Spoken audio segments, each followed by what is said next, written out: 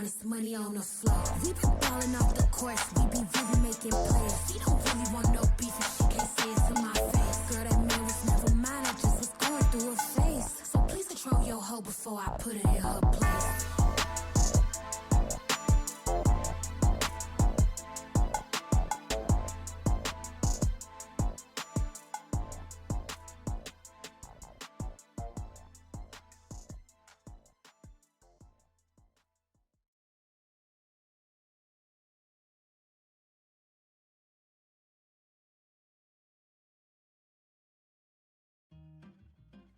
All across this grand city of progress, future seekers and forward thinkers seek what looks to be a destiny unsought.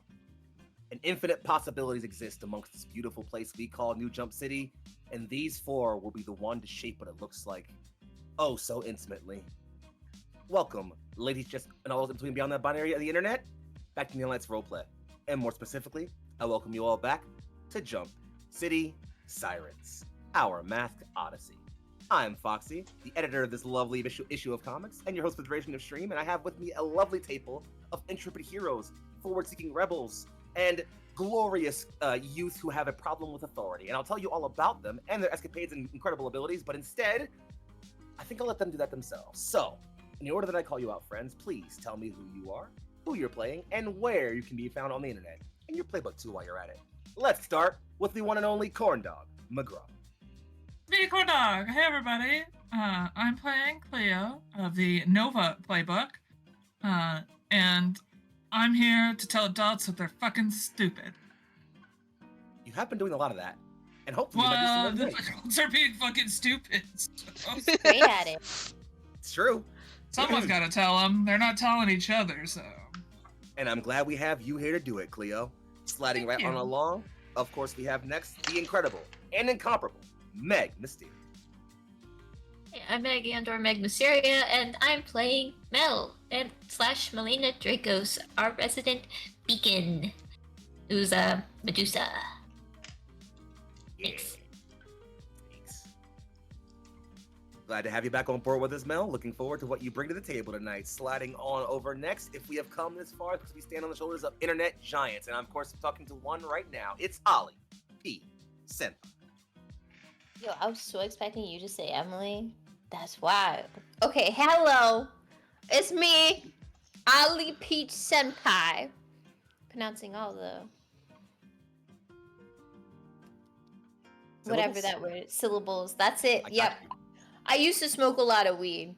Anyway, Maybe you shouldn't have stopped, because then we could remember things, right? Is that how it works?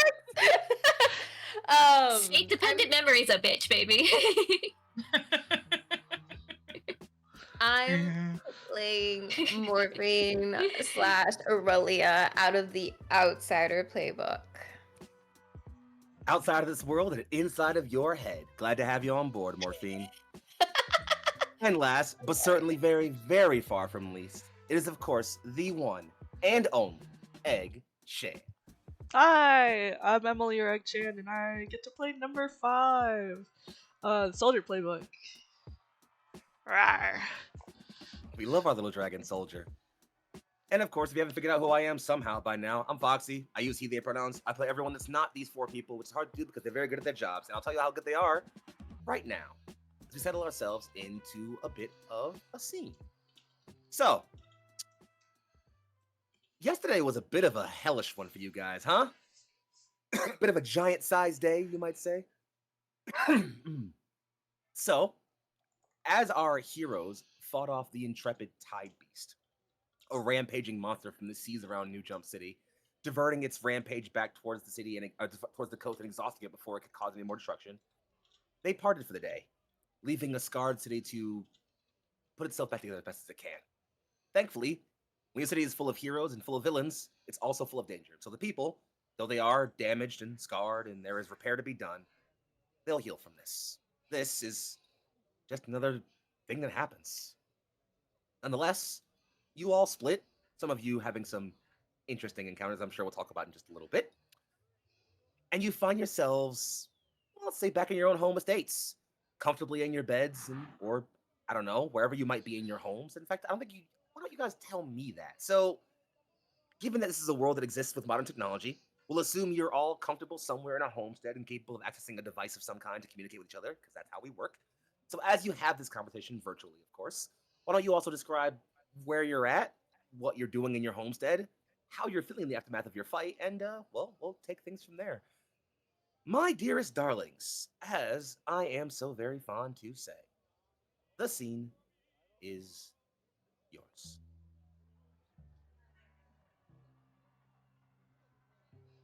Don't all jump at once. I was gonna say Aurelia's not on her phone and she's not home. Okay. Then where is she and what's she doing? She's at the tallest tower. Was it Jump City Tower? Jump tower. Jump. Or, Jump Towers? I don't know. She doesn't know how to read technically. I'm just kidding. That's me. Sorry, that's a self-insert. I don't know how to read. Reading is hard. It is also fundamental. Jump towers or Jump City Towers. She's at the tallest part where there's some construction. This is also the place where she had that conversation with Fives one time. And she just goes there to kind of people watch and take the city in.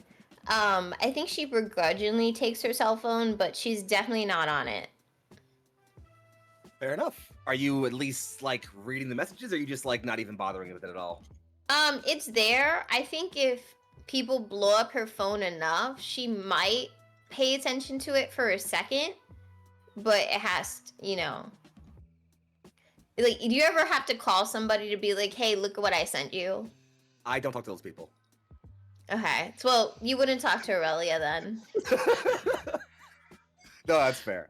More than valid. So, as the camera sort of follows Aurelia, kind of just taking a bit of a moment to slowly meditate, the soft wind hitting the breeze atop New Jump Towers as you look out over a cityscape and recenter yourself in the aftermath of a long battle and perhaps some personal reflection.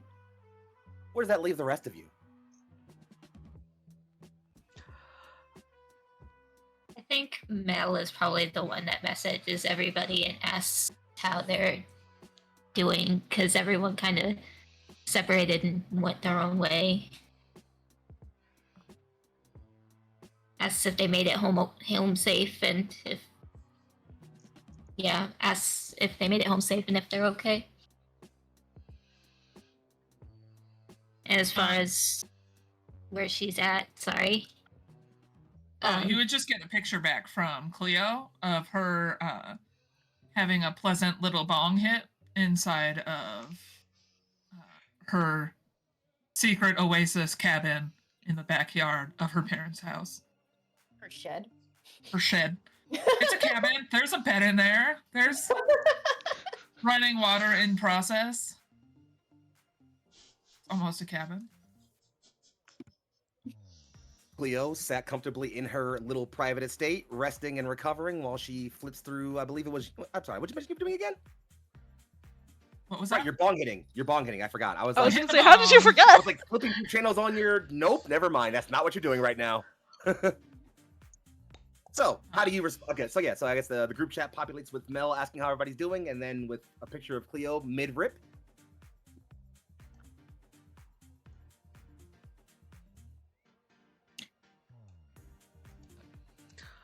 Mela asks, how was it being inside the Tide Beast's mind? How was it inside the Tide Beast's mind? I mean, it's up to you to describe how it really felt, but you were able to kind of like see its kind of life stories, feel its emotions, its hunger, its fear. It just was a little bit stressed out.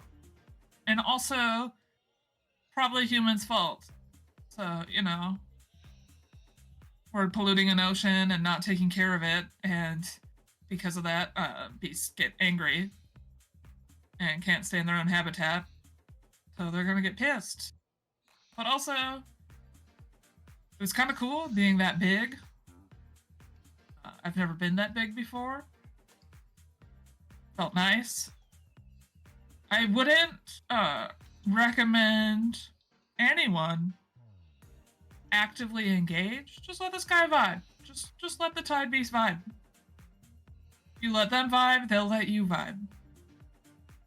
So whatever the fuck we have going on under the ocean that's upsetting them should also probably be dealt with. I don't know why they left the ocean. But I'm guessing Five. it's not fun there right now. Oh, sorry. No, you're fine. Fives, you're getting all these messages. Where are you right now, and how are you responding to these? I think Fives is at home in their apartment, as it were, in Nova compound. I think they're just reading the messages as they're like watering their plants. Just taking it in. I think they'll emoji react to like the did everyone get home safe? Like thumbs up or something. Fair and valid. Well, friends, I'll leave you to your scene. No more questions from me. Have fun. Aurelia?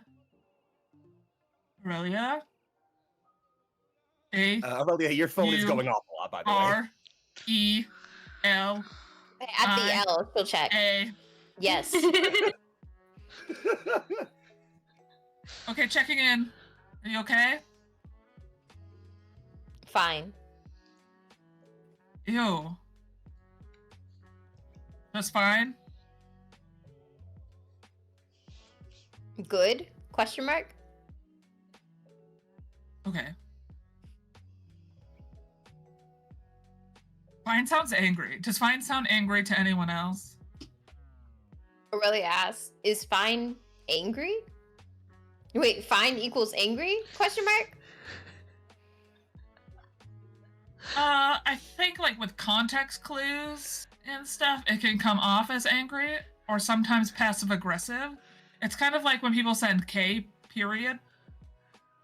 I think Fives will jump in and comment on this.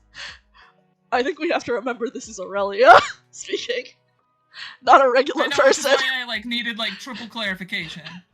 Aurelia's gonna reply to Fives and say yes, period. Period. But not right now, just a period, you know, like ending her sentence very strongly. Yeah. Yes. Period. And then you'll see her send a random emoji. The emoji that doesn't make What sense for the emoji? conversation. It's a horse. It's a horse emoji. I see that. It's like, all right, yeah, that makes sense. I'm gonna send a dragon emoji then. Emoji battle, bitch. Aurelia sends a water gun. Lightning sends a bolt, magic lightning wand. bolt. No. Aurelia types, what do I do to either end this or continue?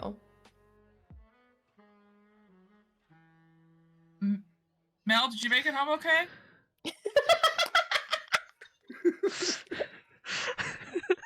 House emoji, question mark emoji. Person running emoji. Catching on. Yeah, I made it home. I had an interesting encounter though. Ooh. 100%.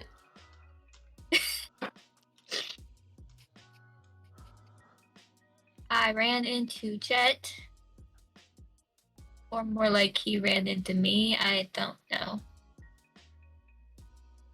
Ran into, like, physically? Do we need to beat him up? No, he was out just taking a walk and we stopped in front of the same TV store and saw the news report from this afternoon. He recognized me out of suit. Ball told him who Cass and I were. Question mark. The fuck? Question mark.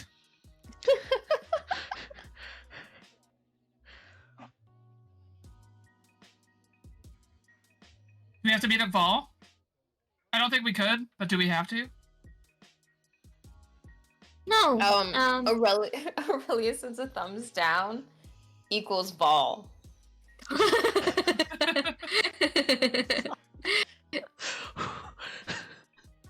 No, There's a really mean part of me that was like, I should text back, good job, you're learning. I don't, though.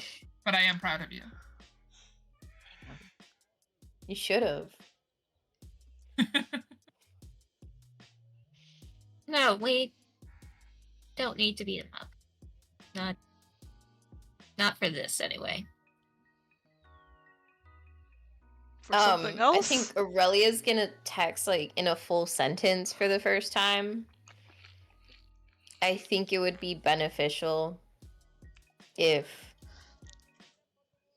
something happens to Vol.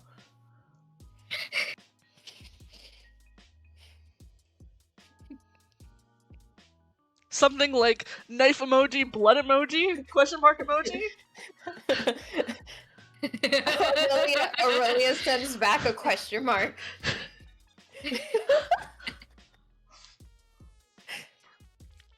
If we could figure out how to do something to Vol, that could be beneficial. Aurelia sends back an emoji of a car and a book. Did you learn something about the book? Wait, what? Did she learn something? Sorry. You did briefly trace the energy somewhat and were able to locate a similar energy source outside of town. Okay, she sends yes, period.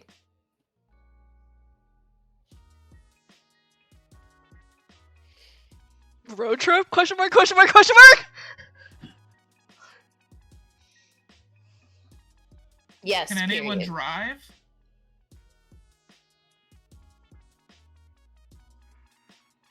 Question mark. I don't know about that. I can barely, like, make a scooter go in a straight line. Is that something I would be trained on? Probably not, because I can fucking fly. Yeah. I feel like you would have your license though. I feel like they would force you to have a license. Maybe. I think I'll leave that call in your hands. I feel like Nova would force you to have a license.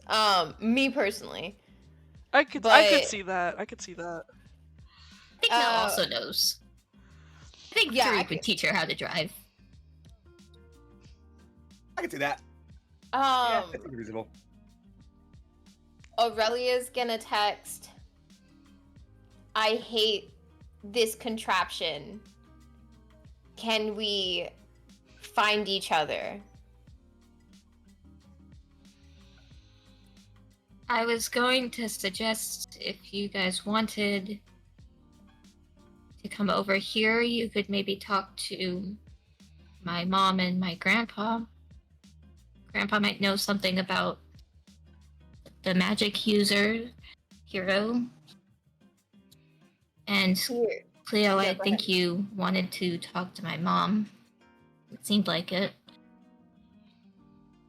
Cleo's gonna send a picture of the bong from just a couple minutes ago. Maybe tomorrow. I mean, I probably still could.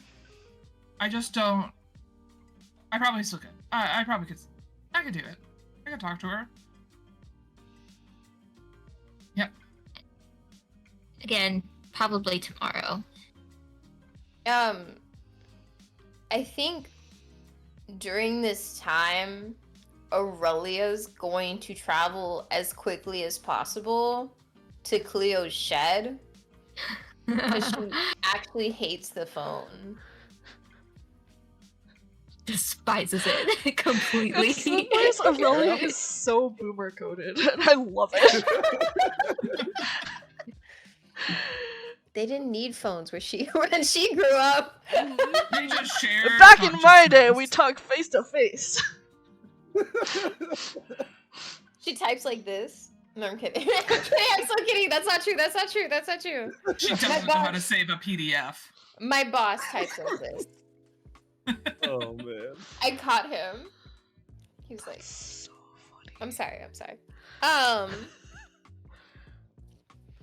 Aurelia, I feel like you would sense her presence, wouldn't you, Cleo? Because she's at the door. Cleo will open the shed door that has turned into a little bit of a hotbox situation. Oh. Hey, Is there a fire? no. Just the fire within. Do fires within typically exude this much smoke? When the evening calls for it, yes. I was Is just this an- inside of a giant underwater dinosaur's brain. And it was a weird trip that I was incredibly sober for. So I'm just trying to come down off of that. I would like to say understandable. You would like to? I would, but I don't think I can. I mean, you did just say it, so...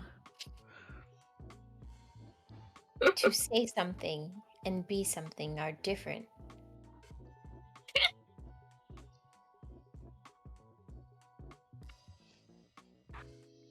Yeah.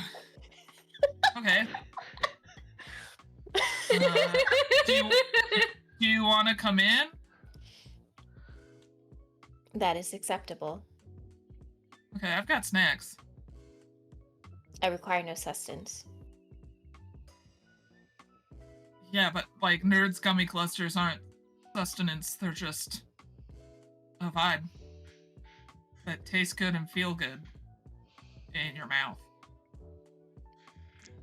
I was of the impression that a vibe is not something tangible.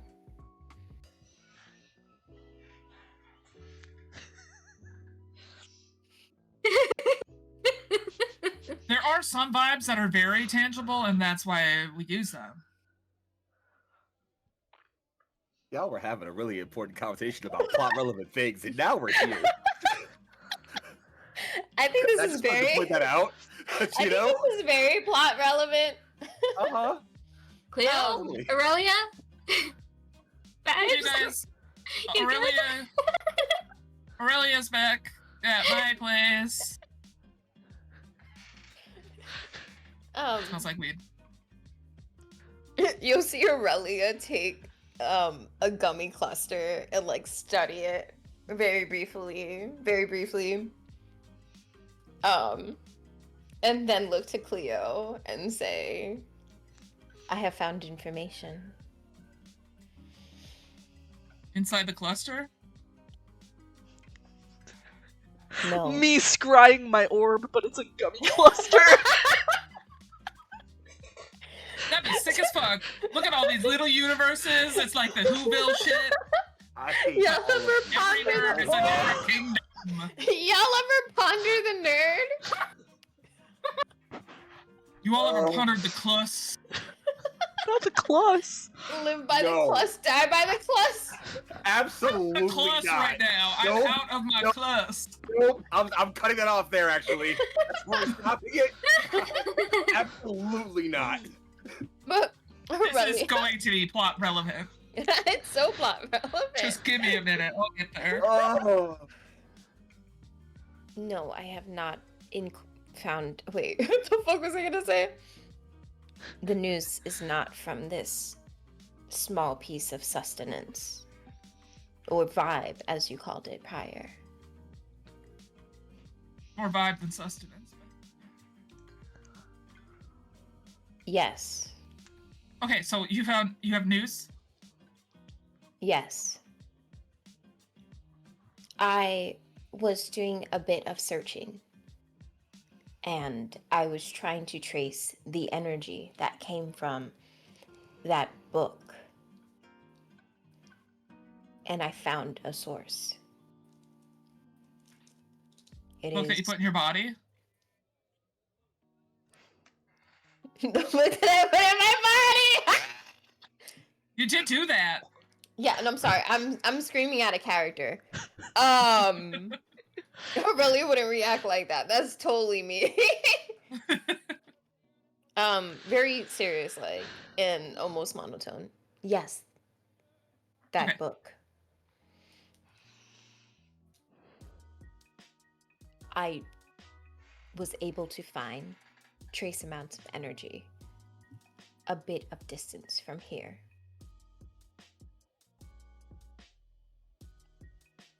It would take some time to travel there, but I believe it would be beneficial for all of us, especially you.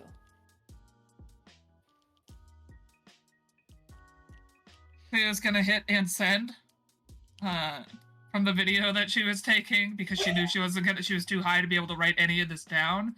So she just started recording the conversation to send to them. Sorry guys, I'm not in a state to be typing too much right now. So I just did the video. So that way you guys, do you guys want to come over? Do we need to do a video call? Do we have to get on Skype? Skype's still a thing anymore? Zoom? You guys can certainly will video text. call. We'll text back. I'm watching the video right now. What? What? What? Mel says, I can't do calls right now. But I am able to stay in touch. If you give me like 3 hours, I can sober up Mel and come over. I just need to eat all of the things I brought in here. What time is it? Early evening. So like, the sun was starting to set when y'all were parting from the Tide Beast. So it's like 7:30.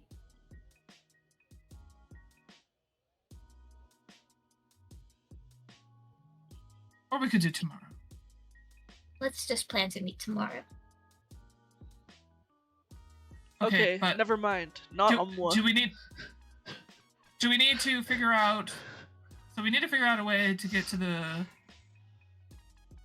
Draco's house, and then we need to figure out a way to get to the secondary location with energy.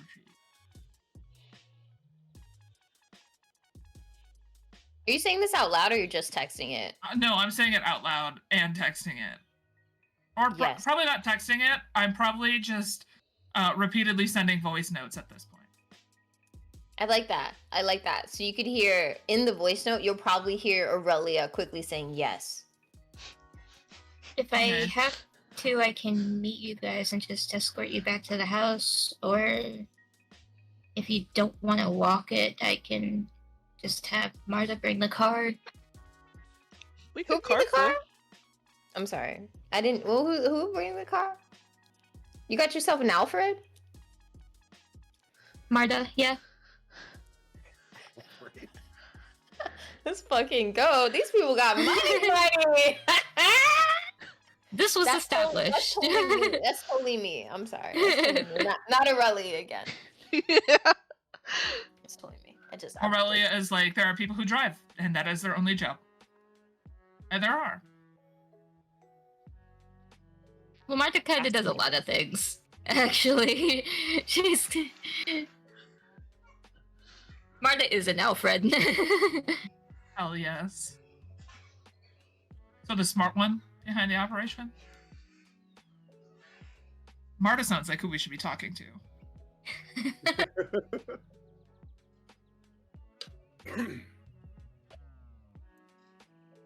So, it sounds like you guys have made a plan to hit up the old Draco's estate in the morrow. Logistics of which can be worked out as you guys need to, obviously. That can be handled between panels, as it were. Is there anything mission critical you guys want to either A, talk about left for the evening, or B, anything else you want to do individually or as a group this evening? You don't got to tell me that. You can tell each other that, obviously. You know, I'm not here. I'm not real. Who's talking to us? It's your imagination. Okay. Damn. I don't know if I have anything, honestly. I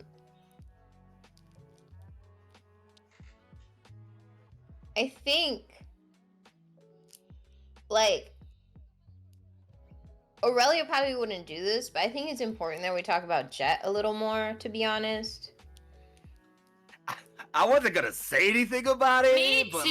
like, Me too. But Mel is a little bit hesitant on bringing it up. So sounds like somebody better Why? break the ice, huh? Does somebody want to roll to pierce the mask? I don't. I'll do it. How do we pierce the fail. mask? My mundane is -2. Oh, I've got You are- -2 and -1, so it's -3. All right, I'm in. All right, let me figure out how to do I this. should really work on these. Damn. Hey, mundane, I'm from another realm. that's a 5, baby. Secretary. Hell yeah, I'm doing my part. I mean, y'all got team in the pool still. wait, Five does teams. fives? Did it not? Does fives I want to ask? I Fives mean, could also investigate. I could also ask. It will also be a -2. Why are we not such mundane? low I fucking rolls? I am completely neutral on mundane. It's just that I'm angry. So I'm It's just not that I'm mundane, pissed. I'm not mundane. But I thought we like. I think that's captured completely mundane with fine the grounds Dracos for me family. to ask more questions. We did. because We did. Fuck Jet. I'm pissed. I mean, you're allowed to be pissed. So like, what the fuck? Like nothing happened? Like he didn't like attack you or anything? You guys just had like a fucking civil conversation? Like did he You push him threaten in you the dick. with the knowledge that he knows who you are? Like what's what? Are you I'm saying gonna- this? Yes. Oh. Hey, fives. Could you roll plus mundane for me real quick? Yes. Not making people do that. No. I don't want to roll. We're Is it- piercing masks one way or I'm another. piercing the mask specifically, right? Yes. Yes. Good luck. -2. 5. Oh, same no. same roll. Same roll. Look at us go. Look at Wait, why us. is Well- it -3? We angry. What did I do to I did it make for fun, -3? not because I wanted to like actually do it. I just want to see Feels what I off. would get, and I got a 3. Hey, No. Cass, we have a 5, and a 3. Why is that? Yep. Why is that not a 6? We're doing great. Did I do the math wrong? I We're feel really like good at as- like seeing what people are about. Oh well. Yeah, yeah. Well, in that case, I'll just let you guys respond then. So, Mel, you've been asked questions. So, repeat what you... I missed the first part of what you asked me, Egg-chan. Emily, please. Ooh, I don't remember what the first part was. The main part was like, you guys just had a civil conversation. Like, was he trying to threaten you with the whole like he knows who you are apparently thing, or no? No, it was just... Like, cause that He to asked me about sounds like a threat. Grayson. And he said he didn't know why Vol told him about me and Cass. I don't know if he told him about the rest of you. Cleo, by any chance, are you reading this out loud for me? Yes. Okay. And I don't think she's reading it out loud for you. She's reading it out loud for herself so she can like rehear. I don't know if you guys have ever been stoned before. Kids Yes. don't do drugs. But Maybe. there's sometimes where I have to have the actual book in my hand, and then I have the audio book on while high because I need to sense the word. I cannot hear and I cannot read. I need to sense it. Immersed, yeah, I get that shit Yeah. entirely.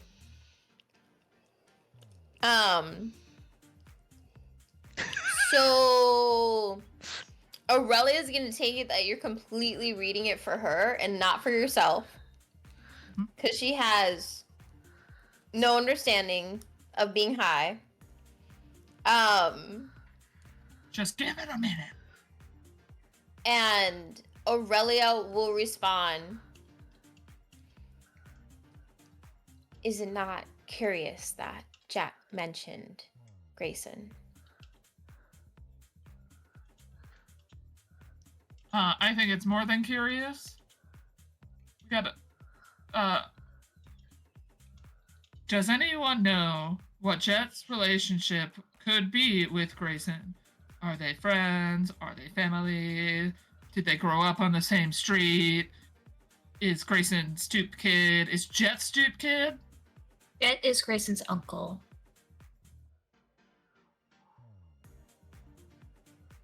So what did you tell him about Grayson? I just told him that Grayson is okay.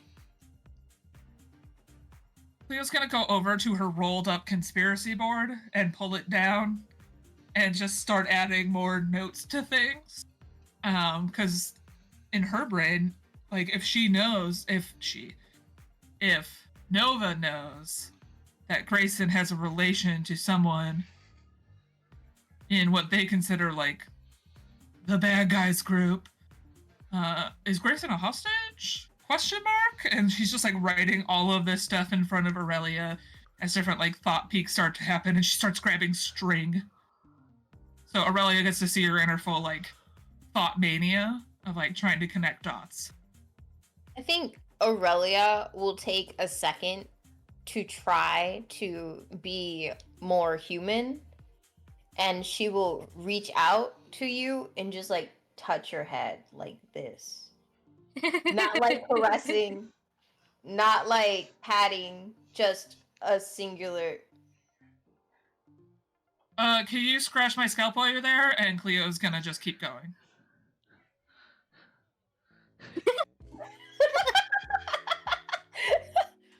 Is The this slightest bit of like drool falls out of her mouth now while she's continuing onward. is this a common?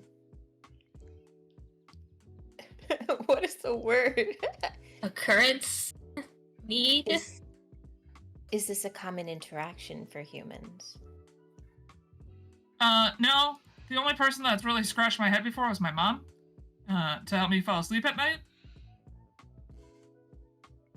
But I do have one of those, like, it kind of looks like a millipede, but not. It kind of looks more like a spider, like a daddy long leg that you just kind of, we call them the orgasmatrons in my house, but you use them on your head and you just go like that until all of a sudden, like, your brain mentally comes.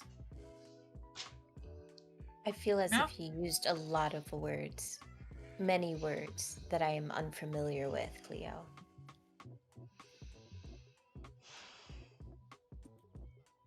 I'll show you some other time. And she's gonna keep doing her conspiracy board and trying to figure out what connections Katrina Victory has to Jet and their organization. Like, how did she know that Jet was his uncle? Does she know that Jet is his uncle? Does she know it's a targeted attack? Or she's writing down every question she could have so that when she's sober, she has those questions available to her mind that is good at doing the research. I think Aurelia is going to talk while you're conspiring. Sorry. And say, would Jet not want Grayson back? I think he probably does, right? And like, I mean, not to interject, but Mel, he did basically say as much to you directly when you guys talked. Say what? Sorry. They were wondering if Jet wants Grayson back, and he did outright say that to you, basically. Well, yeah, that's his nephew. I wouldn't want their family back and free.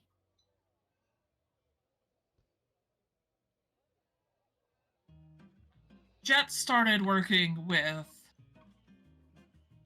why can't I remember their names right now? Ball? The Cypress Cypress League. League? Or The Vol. Cypress Oh. League. I mean, Just shortly before Grayson got taken? No. well, Or was he there longer? This is me, Courtney, asking for timeline clarification. Cypress League Jet- started way back. Yeah, but Yeah. Jet was a recent addition to Cypress League. Oh, Jet Oh. started Kind of like it. the spearhead. No? yep, Okay. that's their leader. Okay, never mind. Who was the recent joint to Cyprus? Shriek. Shriek. Okay. I was like, I remember that conversation, but it's been 84 years. That's why you shouldn't do drugs, kids. Forget time.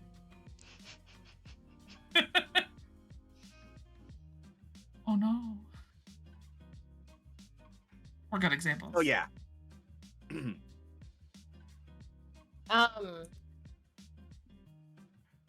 Aurelia not being one to try to start anything or do anything, kind of looks at Cleo and says, does this not mean he's gonna go for Nova? I mean, he's already been going for Nova for, like, a while. I think, if anything, this motivates him even more, but I also think it's going to bring in a level of caution from him compared to the way they might have been doing it before, because now he knows that they have someone that means a lot to him. So he has to move differently now. He can't just go outright and start smacking people to the moon. Because there's a lot more consequences on the line now. I believe this would be a moment for him to seek out further power. And in doing so, I'm afraid of the consequences.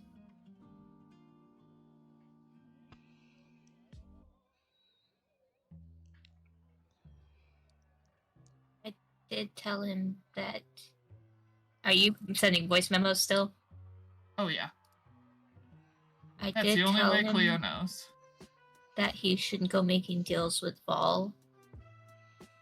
I got the impression that's what he might do.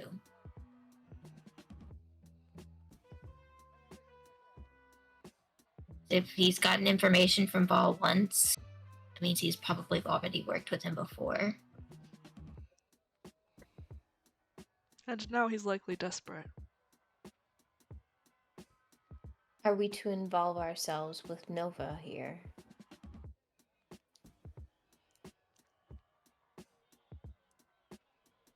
I think we need to figure out what Nova knows about Grayson's connections. And is he being used to quell the Cyprus League? Like, is he just a political pawn? Or is he a political pawn as well as what they might consider a threat? I believe the threat of his powers is object number 1 to victory.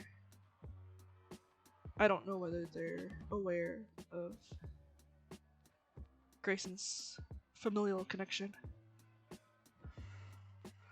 Do we have knowledge if they are aware? Is this something that we do know or do not know?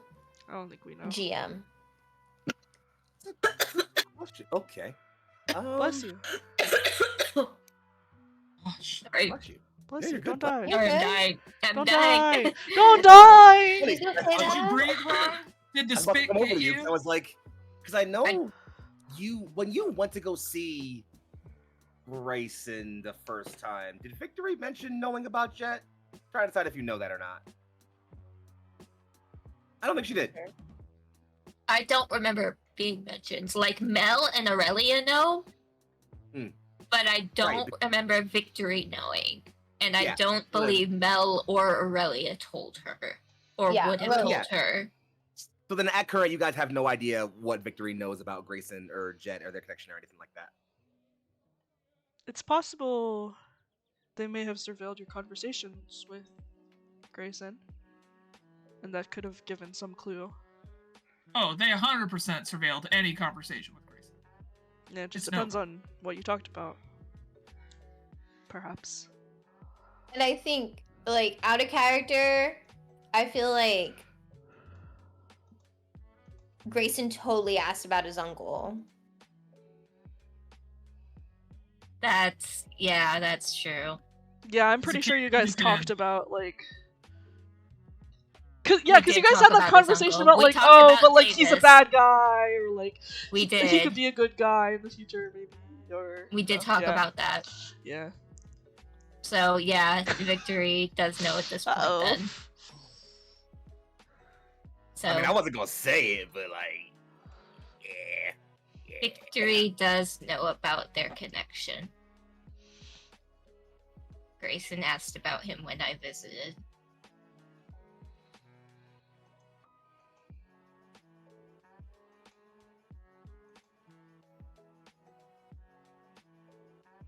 Well, You know, friends, for the sake of making sure you've got all your ducks in a row, if there are questions lingering still, I would absolutely allow someone to make an assess situation roll. You are in a situation. Okay, what are the questions that we luck will want to with- ask before I roll? The list for your clarities are: what here can I use to blank? What is the biggest threat? What here is in the greatest danger? Who here is most vulnerable to me? How could we best end this quickly? Maybe who here is in the greatest danger? And what Team? here's the greatest threat?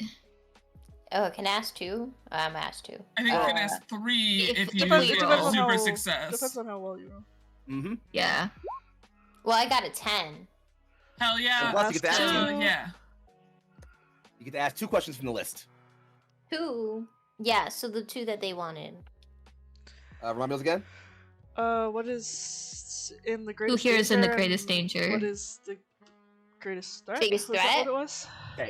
Yeah. So, I can answer I can answer those pretty succinctly. And y'all kind of already have a good sense of it, so it won't be like a shocking answer. But as for sort of like what's in the greatest danger, it's Nova HQ.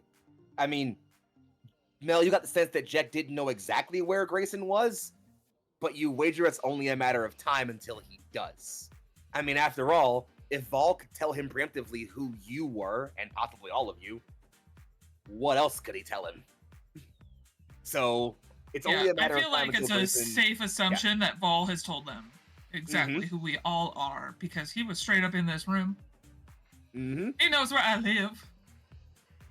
There's also the matter. So, like, as far as like what's in the greatest danger, it's Nova HQ. The Cypress League is going to hit it. That's a guarantee. When? That's harder to tell. As for the second question, was sort of like, was it who's biggest threat?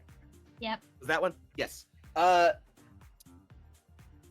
Mel, I mean, your hunch is you never doubt your own hunches, but I think you feel really confident about the one you made about Jet making a deal with Vol. You don't know what that means, but you know for a fact if he's going to Vol, it's for more firepower to hit Nova HQ harder. So whatever he's going to get, it can't be anything good. So as far as like what here is the biggest threat, Jet's anger, his rage at his nephew being kept from him. Because of that, I think if anything, you all know that. Because if you all kind of recognize that from the fight at the docks.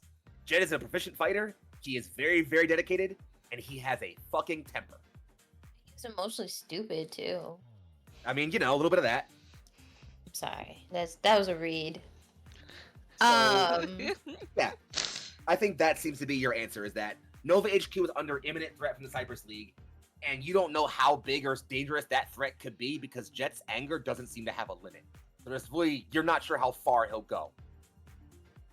Aurelia just straight up just talking to Cleo again. And Cleo decides to record her or not. That's Cleo's choice. At this point in time, I would like to inquire, are we going to help Nova?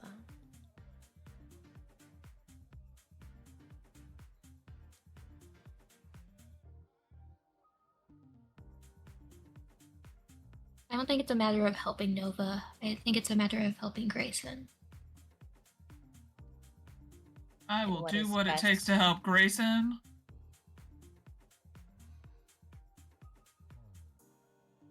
And you This can tell is- that she like pauses and just like leaves that sentence there. She's like, As much as I really don't like the situation that Grayson is in Nova, I think letting him be around the Cypress League is a dangerous position.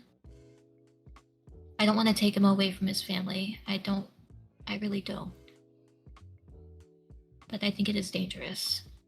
So my hope was to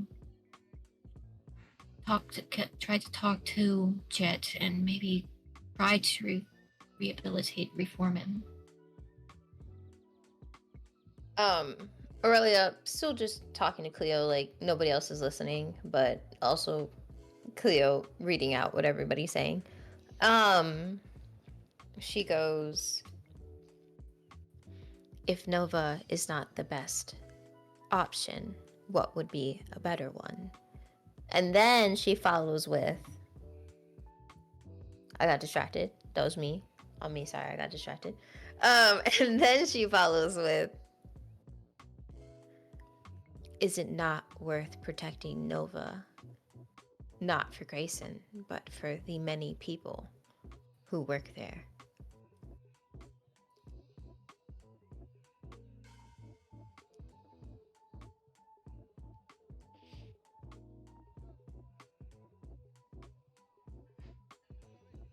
You're not wrong. And right now, I guess I don't have a better answer. So far, as far as I know, I'm the only one he's responded to. So unless we have more people that can form a relationship with him, other than me or his uncle, we're in a really tough spot.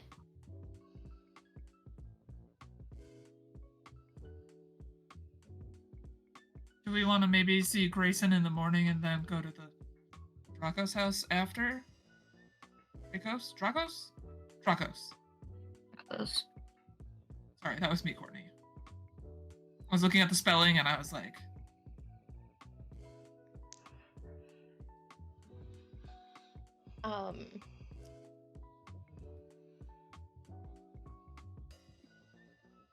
Is it worth it to warn Nova about the imminent threat? If we warn them, they're gonna lock him down. That may be best for his own safety. I disagree. Is it not an emotional situation to be aware that many people are dying around you?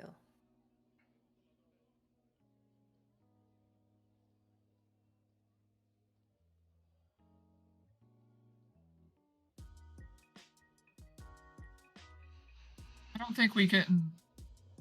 I don't think the proper response to protecting a child is to traumatize them. I think we need to do our darndest to get him out of there. I think we have better access than Jet does with a bunch of criminals to go after them. I think we have a little bit easier of a time to assist Grayson, but we do want to bring him out to a safe space if he is to leave the HQ. I don't think him staying at Nova HQ is end goal for anyone. Because it's just going to make the Cypress League keep attacking. It's going to cost the lives of people at Nova HQ and within the Cypress League.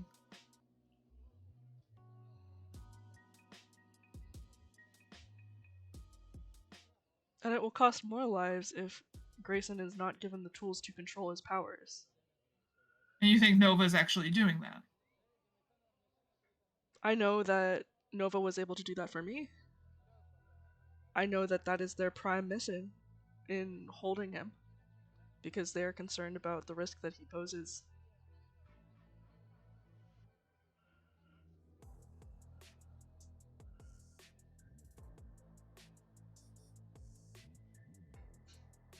He poses risk, but he's still a person. Yeah. But in my opinion, Nova has the tools to help him be free from being controlled by his powers.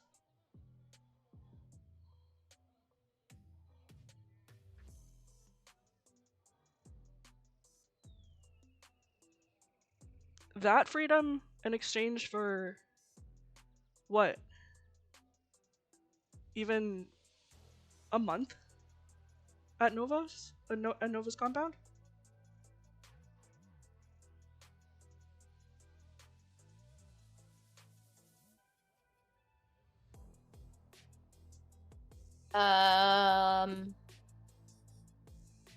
Fuck.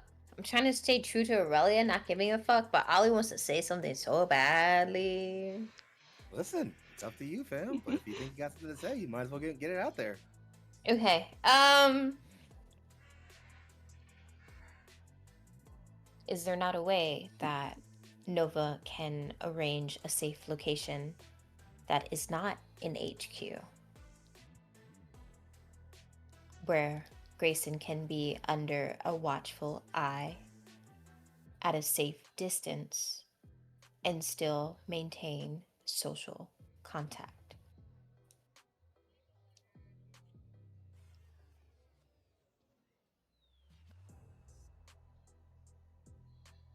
Like, are there any nuclear proof, like, fucking kids around or some shit? Yeah, I'm about to say that. I'm the nuclear proof kid. Nuclear proof and atomization are different things. True. Isn't it? I am atom nuke bomb? proof though.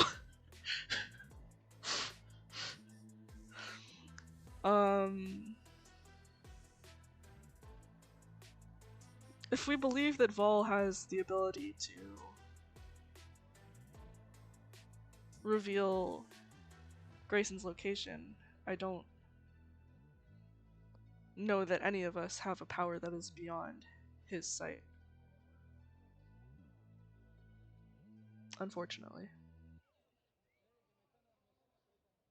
Maybe it is not about evading Vol's sight, but lessening the damage and the trauma taken.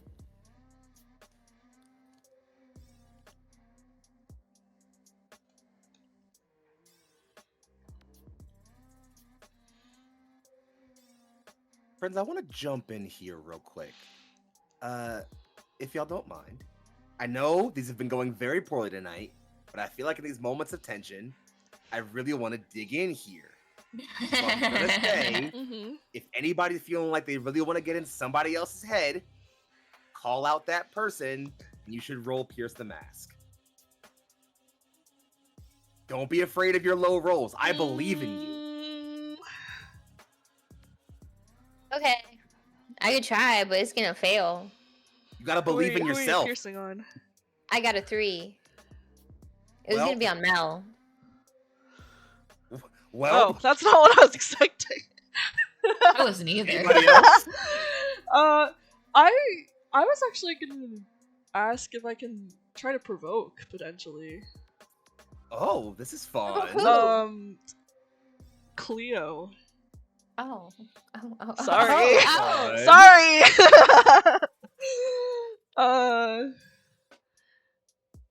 Let me. Yeah, let's. You know what? Let's. So hold on that. Don't roll just yet. Anybody else want to make any Pierce the Mask rolls or any other intra-party moves here? I want to pierce the mask on Fives. Let's do both of those in. Let's go reverse order. Actually, no. You know what? Let's go order called out. Fives. When you provoke someone susceptible to your words, say what you're trying to get them to do and roll plus superior. Okay, well, maybe provoke someone doesn't really make the most sense because I don't know what I'm trying to get Cleo to do. I just feel like, there's probably some moral objection that Cleo has that Fives has an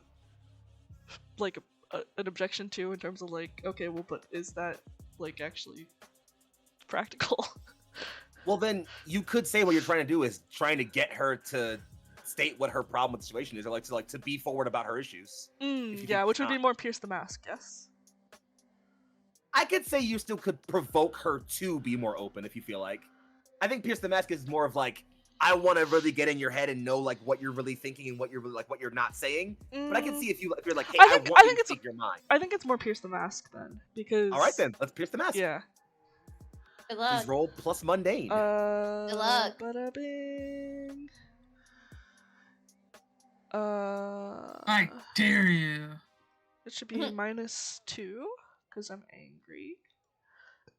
Oh, that's Oh, bad. dear. Jesus. Oh dear. Am I crazy I though? like that. It can go all the way down to oh dear. That makes my heart happy. It keeps Uh-oh. saying my modifier is -3, but I don't know why. That's strange. Because I typed in 2, but that would be a miss regardless. Are Oh, you like dear. minus mundane? You have a -1 in mundane because that would. No, I'm 0 in mundane. We'll have to figure it It out. would Might be be a a little But more- all three. good. That does not change the outcome. Fair enough. In that case, let's try Mel then. Let's see if we can get a Pierce the Mask going over 5s. The only mundane person here. Hell Seven. yeah, brother. So, I think what Mel ends up saying to Fives is something along the lines of, I agree with you. I think that Nova does have a lot of the resources and things that are necessary with helping get Grayson to a really good point with controlling his powers. But I don't see them making any progress.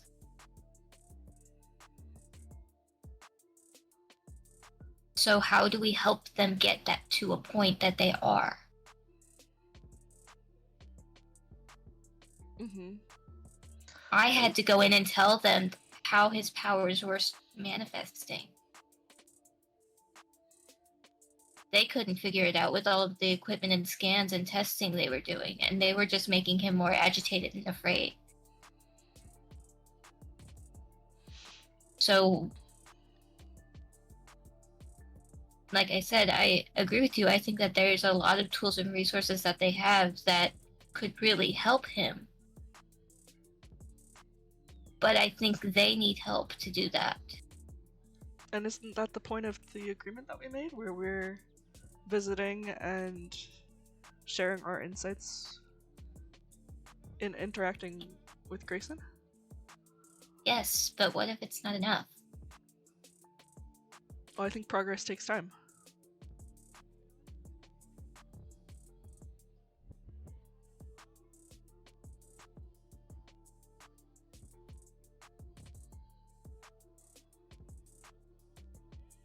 So I'm going to check in real quick, if you don't mind, just real quick. 'Cause- Yeah. So Meg, what was the result of the roll for the Pierce Mask? Was a 7. Yeah, so Seven. what is the You get to- question from? yeah. You get to add question from the list. So the questions are, Okay. as I remind the audience here, what are you really planning? What do you want me to do? What do you intend to do? How can I get your character to insert the rest? Or how can I gain influence over you?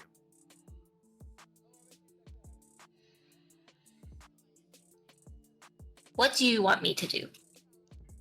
What do I want Mel to do? Yes. Hmm.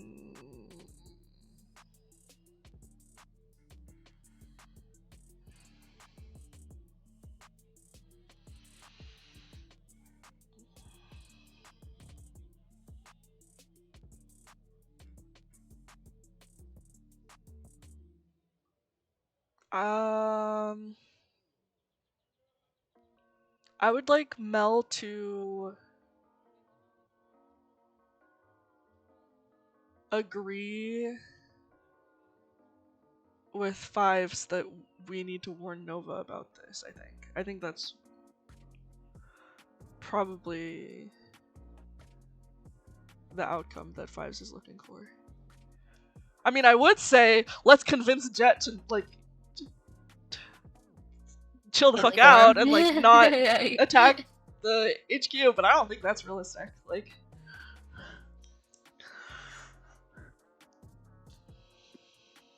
Someone's got influence over him. See? Ah, damn it. true. Shit.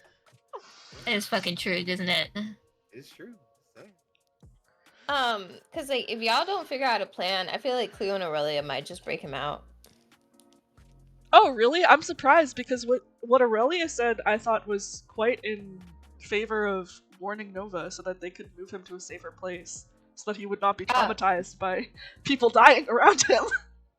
So Aurelia looks at it like two ways, right? Aurelia sees the potential of Jet's interaction with Nova HQ causing a mass calamity that would, be a bigger trickle down effect. So her main intention is just to lessen the impact of every action. And Aurelia's belief, like, if she had to get involved, because she was kind of the person that brought Grayson to Nova. So taking him out as, like, covertly as possible might be a better idea in saving him for the future than it would be to keep him there. Interesting. If Aurelia expresses that in character, Fives will disagree. Mel's gonna bring up an idea. Mel's gonna bring up an idea. So, and she's bringing this idea up as a way to kind of like try to ease the tension and keep this peace. Try to keep the peace between the group. What if we do report what we think Jet is planning to Nova, and we suggest that Grayson be moved, but we also request going with him. That way that we can be there, 1, to protect him if something happens, and 2, we're the social factor that keeps him stable, and 3, we can continue to work with him.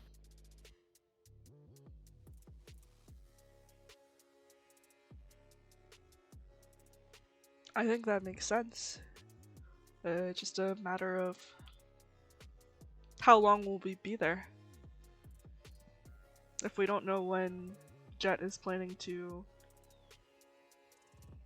launch an assault.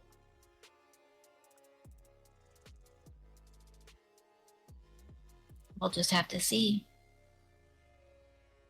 No, go ahead. I'm sorry. No, that's it. Just a little reminder. Aurelia had a similar idea prior, and Fives kind of turned it down. Oh no! Yeah, I literally had that same idea. Did you? Yes, I'm sorry. I'm so sorry. Yeah, I I had mean, that it's same just I didn't mean to claim it. I'm sorry. well, previously Did you just it sounded like mansplain we're me? not gonna be Okay. there. No, like, because that was the one where I felt like, okay, well, Vol is just gonna know where he is, right? Yeah. Regardless. But I think us Yeah. being there does help.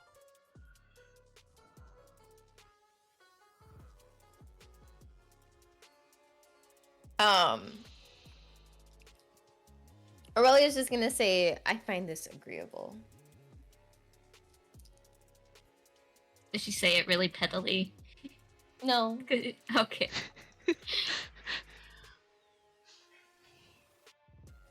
Not at all.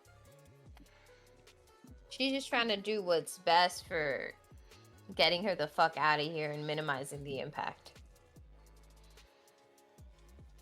So if you guys still want to, we can meet at my house first and then go to Nova. Or we can just bypass that. Up to you. Let's go to your house first, like we had planned, and then go from there.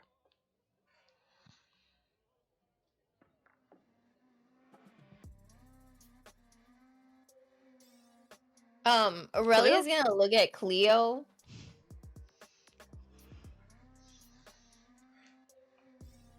I think you're muted. Because I was eating Cheez-Its. So I had to mute myself to open the baggie. I think as like this conversation is like carried on, Cleo's just become more and more disinterested in being a part of it. Because she just doesn't... She doesn't want to be a part of any type of keep kids in cages situation. She has no desire for it. And that's what she views is happening to Grayson right now. And she knows that Grayson's got a lot of power. but she also knows that she does too. And so she feels like anything she says, it's gonna feel a little bit like she's speaking from her personal fear, I guess. Biased. Mm-hmm. Yeah, she's got a lot of personal bias in this. Because she has to do everything in her power to keep her shit under control. And has been made to do that her whole life. Because she's dangerous. To the point where, like, her moniker is a name that people called her for her violence.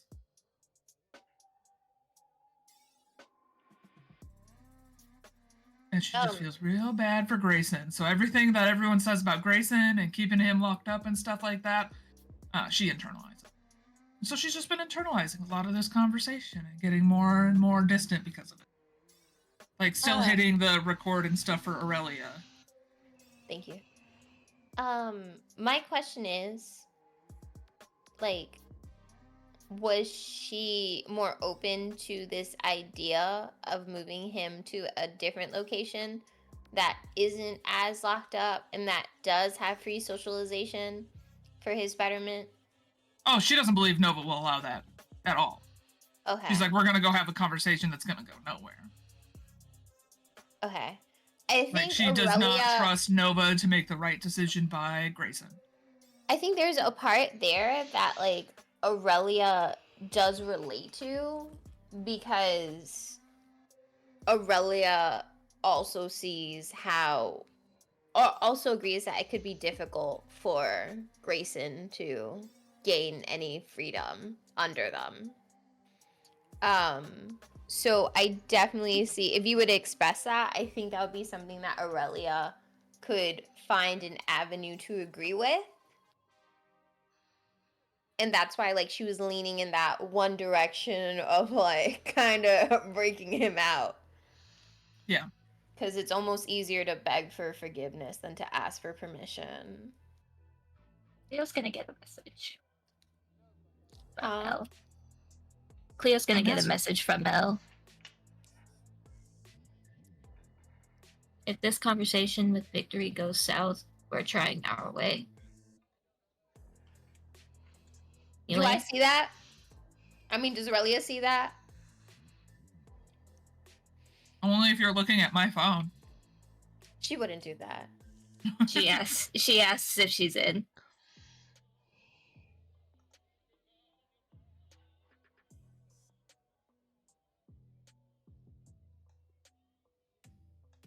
Yeah, I'm in. But also,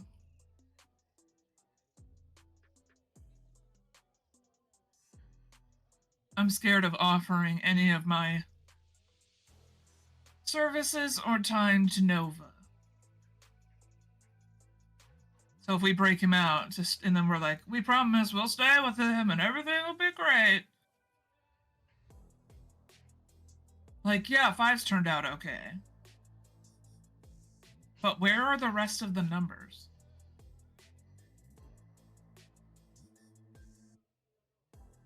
Well, Sable is number 2. After that, I don't know. Wait, isn't it common knowledge that one of them is in the Cypress League? Yeah, you guys do know Scylla's number 7. Scylla is number 7. So the rest of them... There's 1, or 6, dispersed. 4. I don't know what the story is. Are you still voice recording this? No. Cleo's petty enough to hide a conversation directly in front of someone's face. Aurelia is not in tune with social cues enough to understand that that's rude.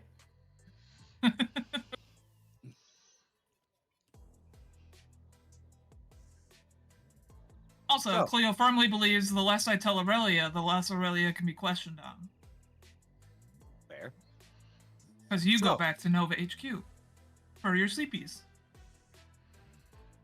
Aurelia so, my friends, it sounds like you guys are sitting on a couple of really heavy things, but have made an overall plan to meet yourselves together at the Dracos Estate first, have a convo with some veteran heroes and see what you get from there, and then make your way over to Nova HQ. But all of that has to come in the morning. So, while our heroes get some sleep, let's give their players a bit of time to refuel, defuel, and otherwise take care of themselves as we debrief from a very heavy conversation. We'll be back in a few minutes. Don't shut that dial or that browser. Don't flip that page or turn that issue, as we'll give you back with more comic action in just a few moments. Take care. Hi there, hello. I'm Steve, also known as Sassy Pants, from the thing you're currently listening on. Or watching on, I don't judge. I run Pants Stables, an AP studio based out of India, dedicated to shining a spotlight on underrepresented Asian talent. Every year, we organize a giant Pride fundraiser, and this year is no different. Currently, we're gearing up to fundraise with PFLAG, an incredible organization that is dedicated to supporting, educating, and advocating for LGBTQ+ people and those who love them. From June 27 to 29th, join a bunch of incredibly passionate Teeter-poggers from all over the world as we run 13 games back-to-back for 52 hours game, all for charity. Do you want to help us make this event a success? Here's how you can. Collab with us, sponsor an ad buy or a giveaway, or watch our games and spread the word. No, not the bird, the other word. TLDW or DL, June 27 to 29th, big charity event for PFLAG. Good fun, good vibes, woohoo! We hope to see you at our Pants Stables, where there's no pants, but only tables. Thanks for listening. Steve out.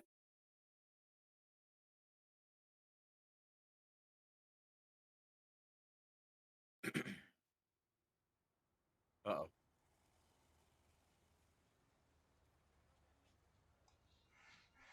And we return. The evening having passed, and a special shout out to our friends over at Pantsless Dice. Go ahead, give them some love, and tell them that Neil I sent you. We return to the scene of Jump City Sirens. The panel turned, the page skipped, and as we resume with our friends, we find them in the next morning. The next later morning. We'll say it's about 10:30, 11-ish. You all certainly got yourselves some rest, I assume. Well, those of you that rest, of course.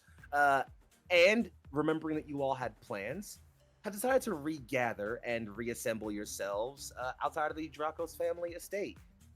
You decided to meet up with Milena to have her, escort you all there. You, of course, sent some forewarning ahead to your folks to let them know you had some friends inbound. With heavy questions still on your head, but at least a plan forward in your hearts, I suppose I'm going to go ahead and pass it back over to you all as you find yourselves, with your friends' guidance, outside of one of Central City's nicest estates. It's a little tucked off of the road and separated to the point where if you're, just walking by, it's maybe harder to notice, but high glass windows and a large, sort of marble wall fence and gate outside, large gardens covering the estate, and, well, a lot of swanky living overall. You friends find yourselves here gathered up, the four of you together, and, well, I'll leave it all on you all, friends. The scene's yours. Who's the closest to Aurelia right now?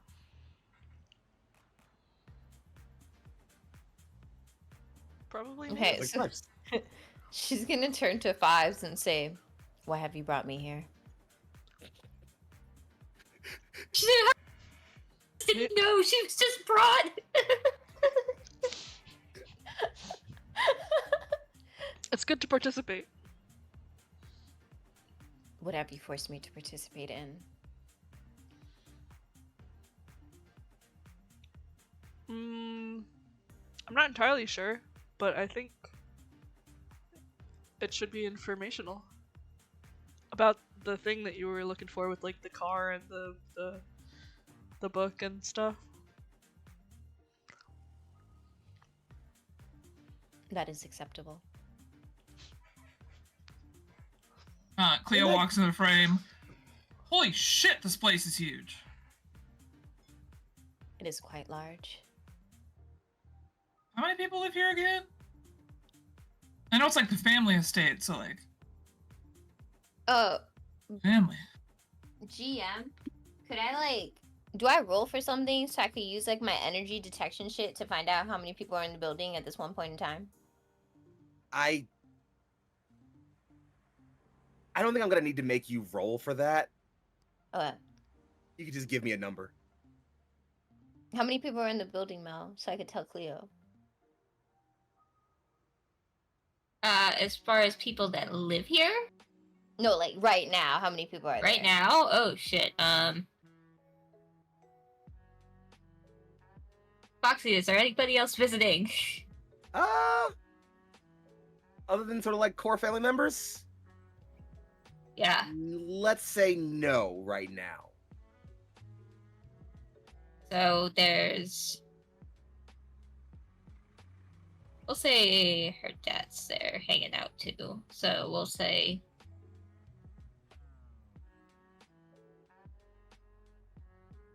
We'll just say 4 at the moment. Total people are in the house or on the grounds. They're Aside from you. There are currently 4 inhabitants at this location, Cleo. That's way too much for 4 people. Do you think they have a bowling alley inside? And she's just gonna start like walking towards the house, getting ready to be a part of MTV Cribs. Well, there's usually a lot of in and out, so sometimes cousins and aunts, uncles, the extended family all come and stay here too. But you're right, it's a lot of house, and it's usually just me, my parents, my grandpa, and Cassie when she was here.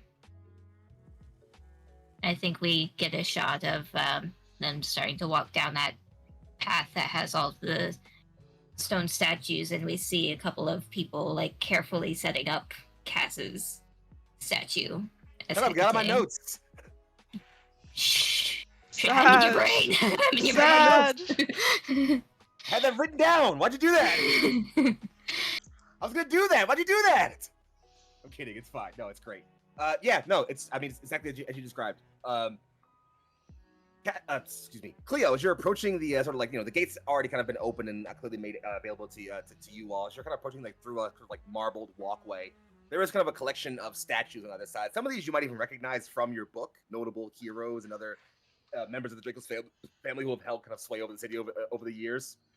As you approach kind of close to the doors, you see, of course, Athena's statue, kind of like proud and strong, her silver steel shield held high in her like sort of like action stance, and across from that, a plinth where several, again, sort of grounds workers are working through putting up another statue, which looks to be Hecate in her hero's garb, kind of like, clearly like in a sense as if she's weaving a portal of some kind, bit of a billow in her hood.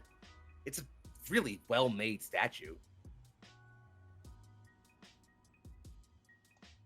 You say that like it's supposed to be some sort of solace, Foxy. Listen, I'm just trying to make the blow less painful, Well, I'm here for you dead, guys. but there's a really nice. But they made statue this outside of banger her. statue. Listen. They really killed the statue, though. They really killed something out here. Oh, god damn it. Oh, damn it. Anyways. Uh-oh, it's bingo time.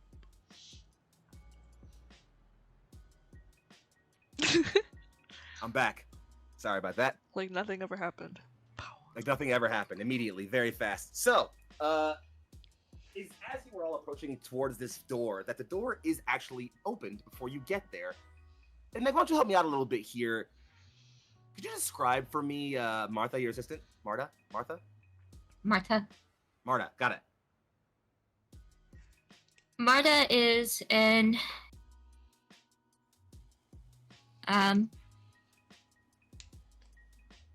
I want to say an Indonesian woman who's very, very slender and average height, keeps her hair in very tight bun.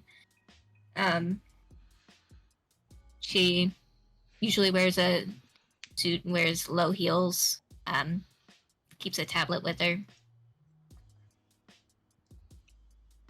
And she doesn't necessarily need them all the time, but she does wear like half focal glasses.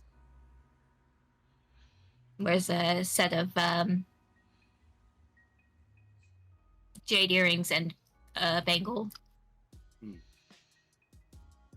Well, the woman as described stands in front of you all. She has, again, the same crisp suit and the pad in one hand as she, kind of like pushes the door, kind of pulls the door open and stands at its apex and just, oh, good morning. you were all expected. I thank you for your timely arrival. Please step right this way, and there will be someone with you shortly.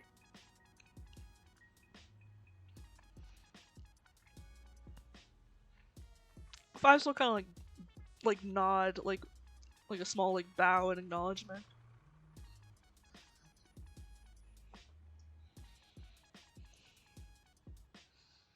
Cleo's just gawking at everything in the house. Like, what the fuck? It is, quite simply put, quite the beautiful estate. Meg, you can feel free to add anything else you extra here, but I always imagined that the kind of opening foyer is kind of a nice, wide, almost like circular room, some very nice marbling on the floors, and a nice, beautiful chandelier of some kind hanging down, with a kind of like twisting set of spiral stairs heading towards like a second floor where you can kind of like look out, like half balcony, almost second floor hallway, and then of course another hallway going down the other way, kind of towards like, you know, kitchen area, main gathering spaces, places like that. Yeah. I think that fits. Perfect. Although I feel like in the center of the foyer, I like to think that there's that same olive branch patterning that's on this shield, like on the floor, either on the rug or just like in the floors, like patterning on the wood or the marble tile. I think they did that. It's kind of in the tile, kind of set in the middle of the room, kind of like so on the floor, kind of centered in like in a sort of smaller circle in the middle of the room. That same kind of olive pattern lighting Athena's shield. I like that. It's good. That's a good touch. Big fan. So, you're all able to sort of, you know, you're all brought through the sort of main foyer entries for a while, and through a small hallway, and eventually into what looks to be a wide meeting/dining room. There's a long table, one we've seen in a similar scene prior in the series, actually, where there's several seats gathered around for different family members, and there are 3 people seated already there waiting for you all. One of which is one all of you have seen plenty of times. In fact, you've even seen her recently. It is the tall and, you know, imposing figure of Athena. She's not dressed in her hero's garb, but instead just in a simple, you know, pantsuit, mostly black with a white shirt. Just sat in front of a cup of coffee of some kind, just, you know, sitting and looking for you all. To her right is a man you've maybe seen a few times, but not maybe you know, not as often. Who has appeared kind of like an umber bronze skin, and clearly has like several like you know, like fine pieces of jewelry, like a pair of earrings kind of like hanging low on from each ear. His hair is a bit of a black mop, but kept in a nice organized pattern, and he has kind of like what you call a house robe if it wasn't just so damn formal looking. It's the way it folds and kind of gilded around alongside of it. It means it looks very, very regal. Introductions could be had him all, but on the other side of her, on her left, is another man, much older looking, a lot of gray in his beard and in his hair. He has a very veteran look, a bit of a scarred feature, and his face is very set and sullen. And he has what looks like, again, also like a black house robe. You would say it looks formal, except that it eats color and light. You almost can't make out the folds in the robe, as it just feels like it's made of pure shadow. These 3 people greet you, and in the middle, Athena just, the Jump City Sirens, as they're known. Welcome to my home. Aurelia looks at Athena's pantsuit, and before she, like, Athena, I feel like, gets a good, like, grasp of what Aurelia's wearing, she switches to, like, a white vest with, like, no shirt under, and then, like, long white pants. So she's like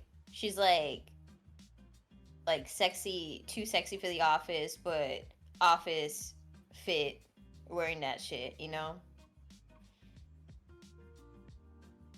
Cleo's outfit kind of resembles something that you would see Adam Sandler's wearing, like just on the side of the road in Hollywood.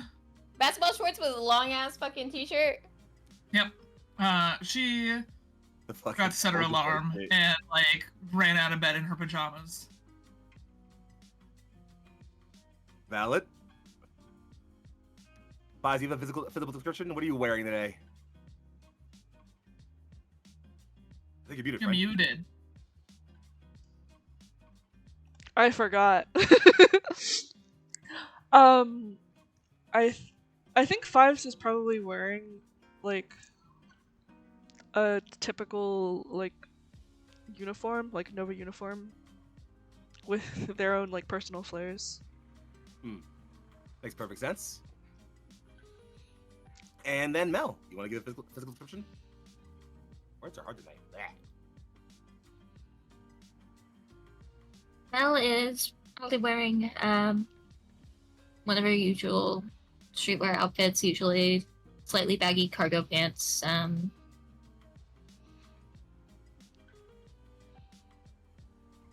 runner shoes, like street shoes, and a shirt with a cropped hoodie over it. Standard affair then for you? I see Aurelia is the only one that's taking this shit seriously. No, I'm kidding. Mel lives here. This is our family. She's not taking it seriously. I'm kidding. Is my uniform not respectable enough for you? Damn. Respectable, yes. Fashionable, no. Oof. Look, Cleo. This is very in my circle. Leave me alone. Yeah, I look like. This is just how I look. I at least tucked my baggy shirt into my basketball shorts, so I'm All right, like there it is. somewhat, almost. I look like a dad. I'm not. I might not be your dad, but I'm the dad who stepped up. That's the kind of energy that she's bringing to. I'm not the stepdad. I'm the dad who stepped up. Stepped up. Yeah. I love it. Well, as the four of you enter, go ahead, please. Nope, never mind. Fair enough. Don't worry about it. Don't worry about it. I had a thought. We don't need to do it. Fair enough. The four of you enter into the room, and Athena gestures to some seats nearby, set around the table, and just, if you would, please, be seated. Make yourself comfortable. I feel like you would see Aurelia wait for others to try to take a seat, and then when she does sit down, she sits down as like so generically, like she finds the NPC shit. Sim seating. Yeah, sim seating.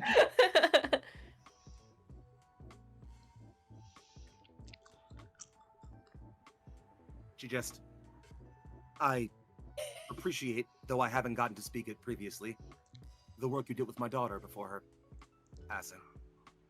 There is, of course, one of your number missing, no?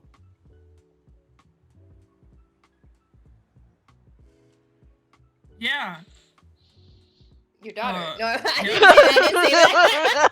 I didn't say that.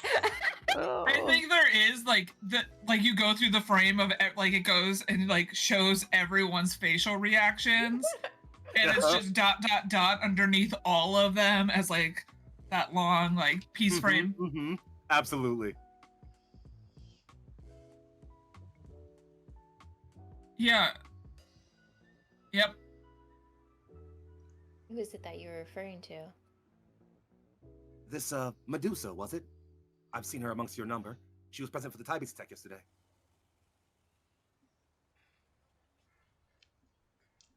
I feel like Aurelia tries to keep a straight face, but this conversation gives her peace of mind that she didn't reveal Mel's like secret identity at all. I'd like to pierce the mask to see if she's asking us these questions with intent to make Mel confess. Sure. Oh, Like, does Plus she mundane. already know? Sure. I wish. Please roll plus mundane. I'm gonna do really good with this, you guys. I believe. I would Believe. say if it Actually, can I help with this? Can we team pool this shit? I was gonna say we should team pool, but I don't. How much team pool do we have right now? Can I see how much she gets before we team pool? Or is that unfair? Okay, cool. Technically the team pool would have reset to 2, but How dare you?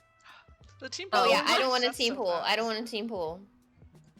I feel like this is one of those situations where it's like worth using it in this circumstance, though. She got a Well, 1. Wait, she got a 1. Oh, okay, never mind. So it wouldn't have Oh wait, mattered. can I roll? Can I roll? Can I roll?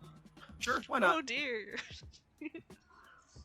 Listen, y'all are getting lots of spotlight tonight, at What'd least. I get? What'd I get? Potential. Oh, A true. 5. I need to mark Oh. my. Ooh, I have an Okay. ability that can give you 2, and that would make it a 7. Oh, I'm into that. Use that ability. Sure. Ah. What's the ability? Won't let you down. Or, yeah. So when you help a teammate, you can spend 2 out of the team pool to add +2 to their roll. All right, then. So then we'll dump that up to a 7, meaning you get to ask one question from the Pierce the Mask list. So you can ask, what are you really planning? What do you want me to do? What do you intend to do? How can I get your character to blank? How can I gain influence over you? You get one of those.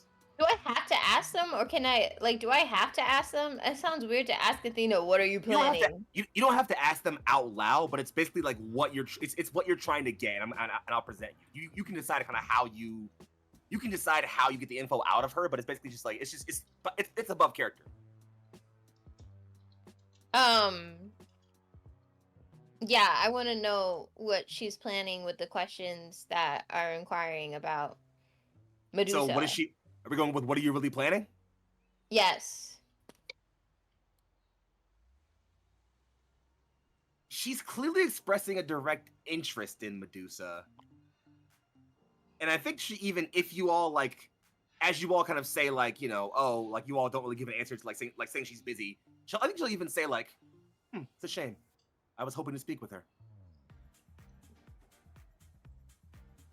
I'm quite capable of delivering a message. Indeed.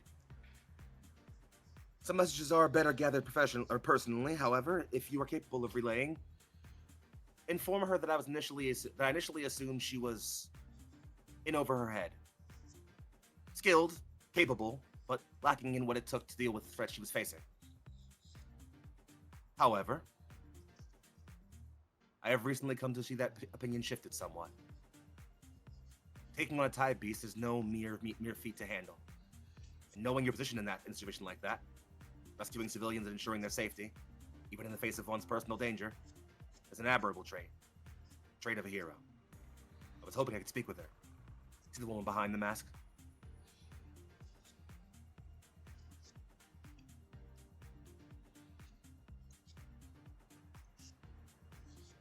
I'd be sure to let her know. Are you saying something? Are you muted?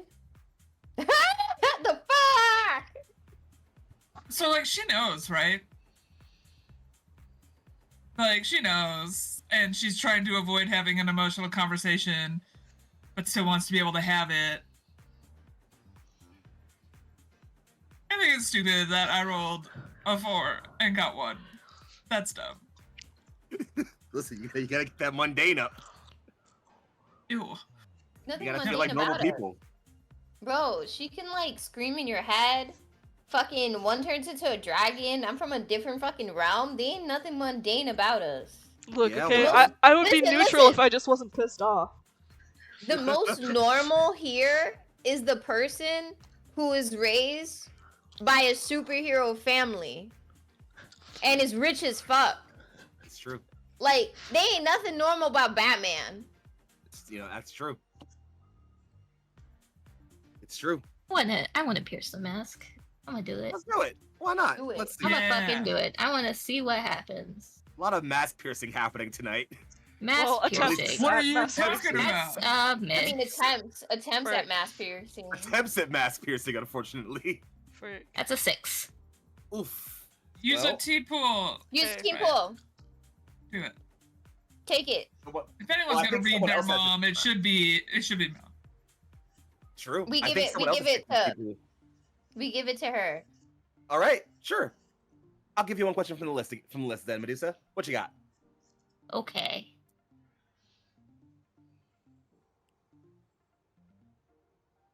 What do you want me to do? You specifically? Sure.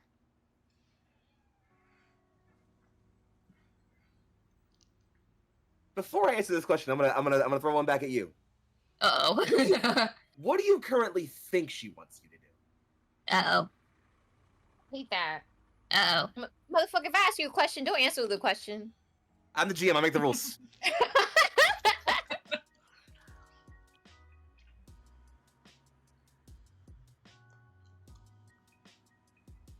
What do you think she wants you to do right now? I'm just curious. That's all. Well, the answer is always do the right thing. I mean, But- you know, fair.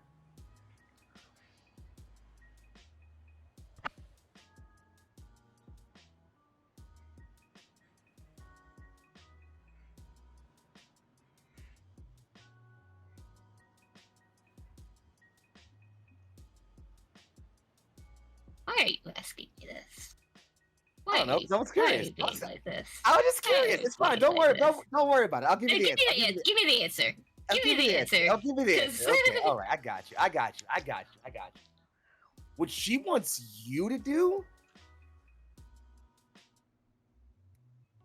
I'll even say this.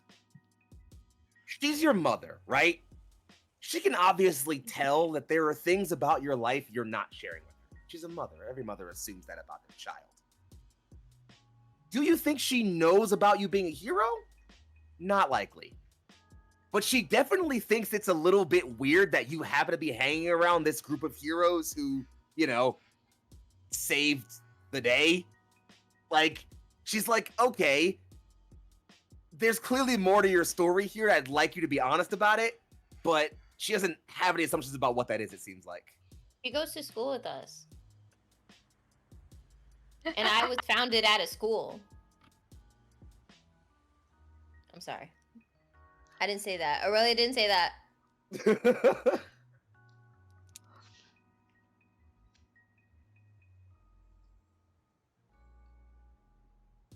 That's wild. So I think what she'll say here, as she kind of like notices that you all, you know, are kind of saying Medusa isn't around or anything like that, is that she'll say like, nonetheless, you all didn't come here for my own satisfactions or to satisfy my curiosities, and I haven't introduced the rest of my family. Well, enough, you do the honors.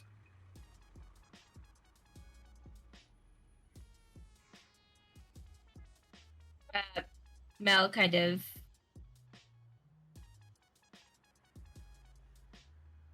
hops to the side, to the other opposite side of the table, to where she is introduced, to where she can sit up that side. And first, she introduces. It's the way I have it in my head. He's closer to this side. Is first she hands out. I would like to introduce to you my grandfather. This is Hades, otherwise known as Marcos Dracos. Dracos. Gives a slight bit of a pleasure. And bounces around to the other side. This is my father, Tariq Dracos. Well, they hand out Helios out there. It's great to meet you all. I've heard a lot. Thank you for having us. Well, but of course. I was there in the aftermath of the Tibe's attack yesterday, helping with civilians and trauma rescue. There was lots of fear and panic around, but lots of hope too. Most of it pointed at you all.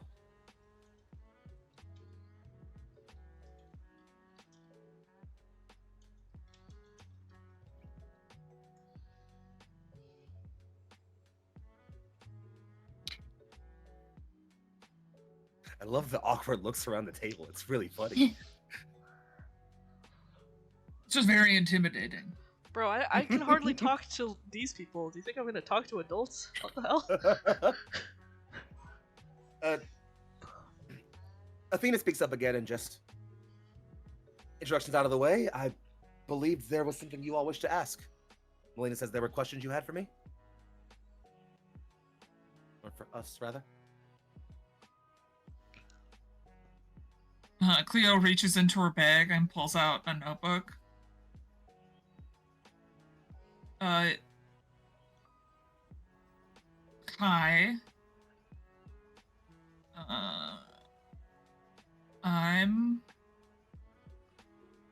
Do we only use superhero names here, or do we use people names? Identities are kept safe in my home, I assure you. I still look to Mel.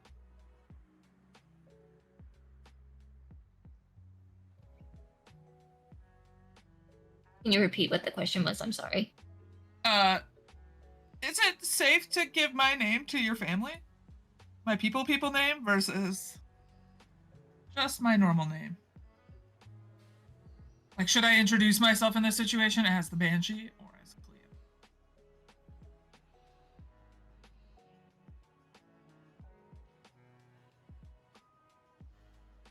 It's what you feel comfortable with.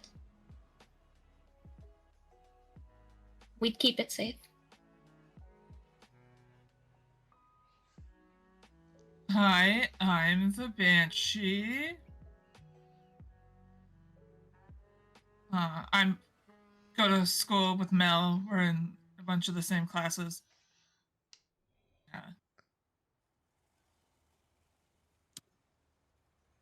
Question for you.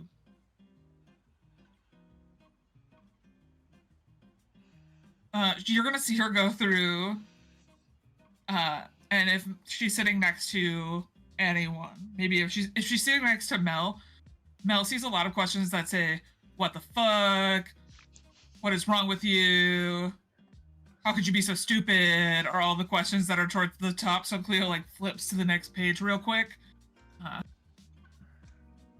think Mel has stayed behind her family. Like she's just kind of stood back there and is kind of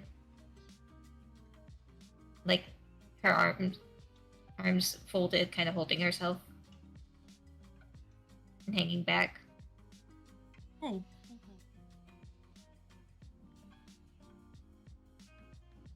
Why did you decide to join Nova? And it's like a pained smile that she gives them while asking the question. She quirks an eyebrow. I am not joining with Nova. My affiliation with them is largely a public one designed to keep pressures down as they move into a new phase.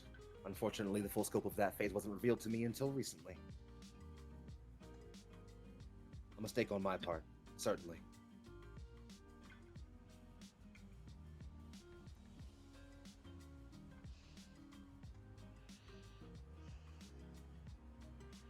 You just kind of... You just signed on the dotted line without, like, reading what that would entail? Of course not. Our agreement was very concrete. Trina Victory simply... I have known Director Victory for most of my life. She has been leader of Nova for most of my tenure as a hero. We have had our disagreements. We have always collaborated when it came to the greater good. We have rarely kept secrets from each other. Simply the best way to go about things. Something has changed that. She is afraid of something.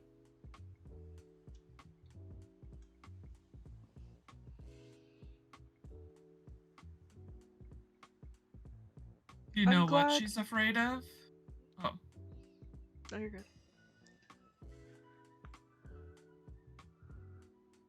She turns her head somewhat. And it's actually Hades who speaks up. Power outside of her control. Something she can't put a leash on or give an assignment to. The boy.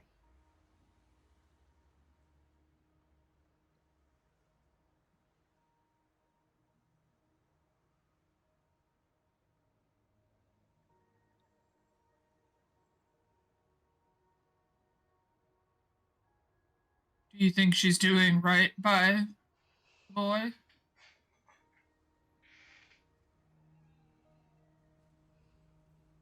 He leans backward and says, I don't believe she has any intention of hurting him. She's authoritarian, but I don't believe she's cruel. However, if she is afraid, as we believe she is, she will act outside of her norm.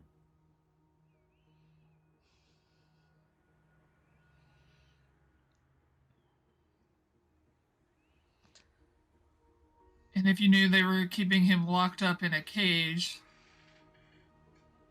dozens of stories below the ground,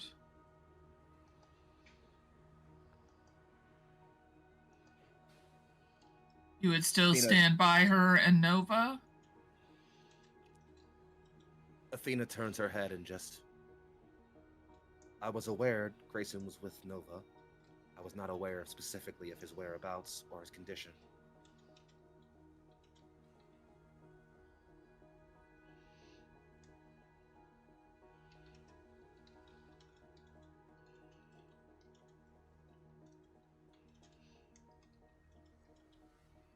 I'm She wa- glad that it is not my own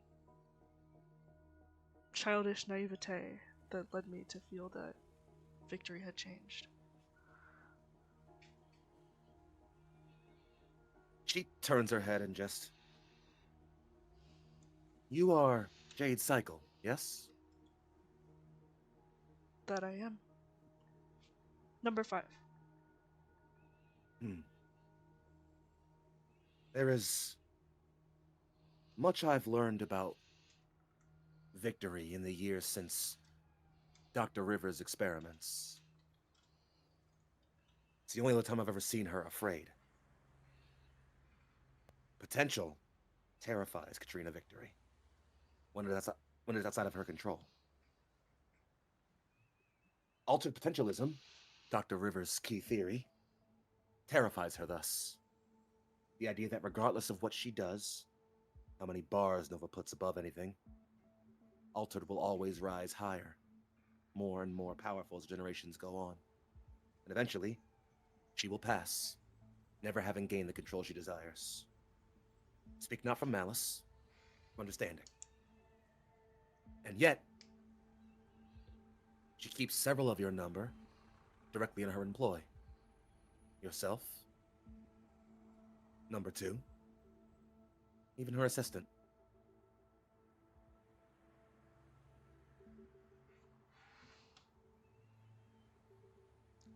Of whom do you speak?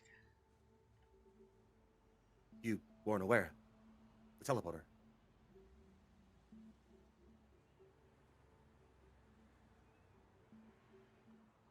I was not. After Dr. Rivers' banishment, the members of the cycle were separated for some time.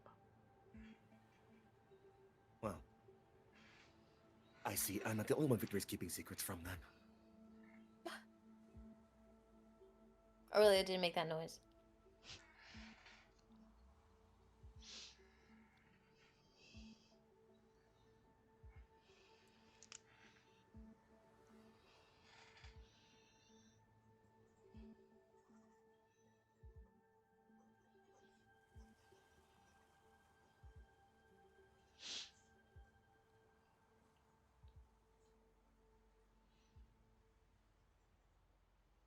The point I am centering myself around is that Victory has placed us, all of us, is altered, in a precarious position. When the draft carries forward, compliance will be assumed. Vocalizing dissent could lead to panic. And unfortunately, there is a very public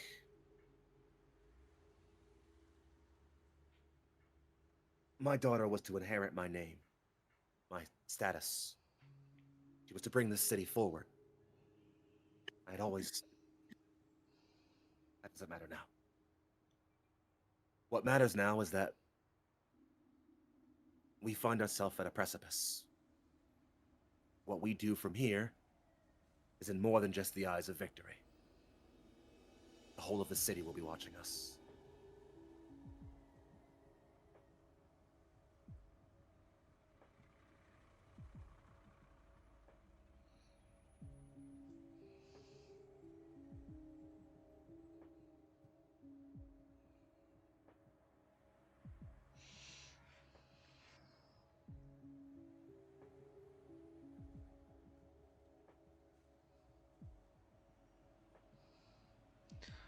In that case, how do you intend to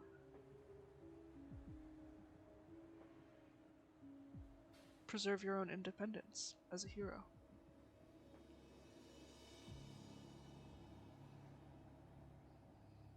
That is a strong question, and one I have been pondering for many nights. I think she turns her head and says, "An interesting question, coming from one of Victory's agents. She's trying to shift your labels. We're to say soldier down. We're to say savior up."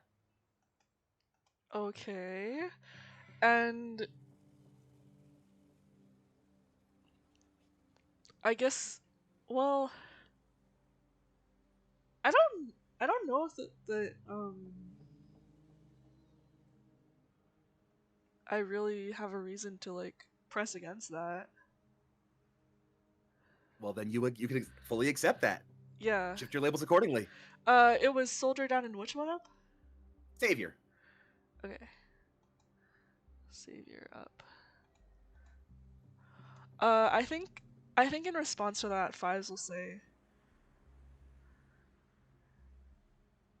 as I mentioned earlier, that I feel that Victory has changed.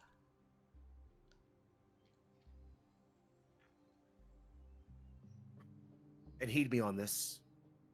She will change further if things continue as they are. She is at a precipice herself. Fear is a dangerous motivator. One like Katrina Victory uses that motivation to seek further control.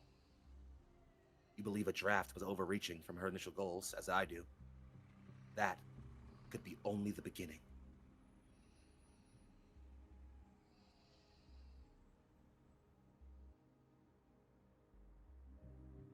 So you're If- just going to sit here and say nothing because it could cause panic?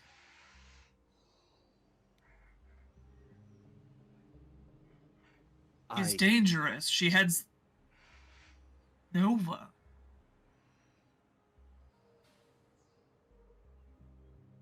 And there is a league of villains out there, on the loose, with direct plans against them. Opposition to Nova right now would complicate things. If Victory crosses a line, I will stand. Of that, you have my word. But until that point,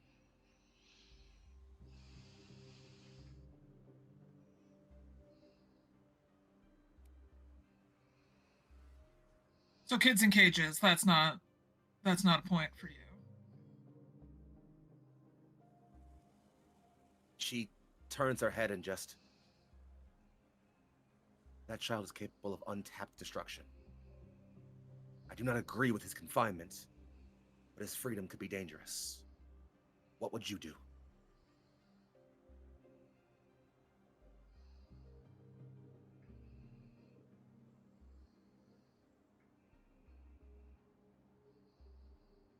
I don't know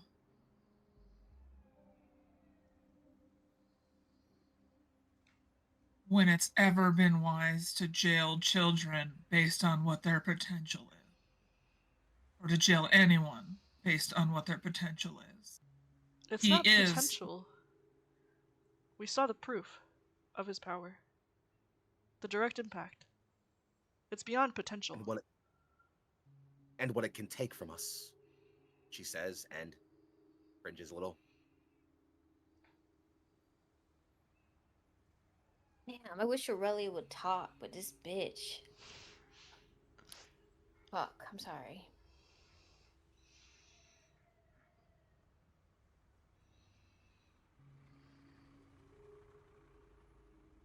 I think we're getting to a point where Mel is also just going to walk out.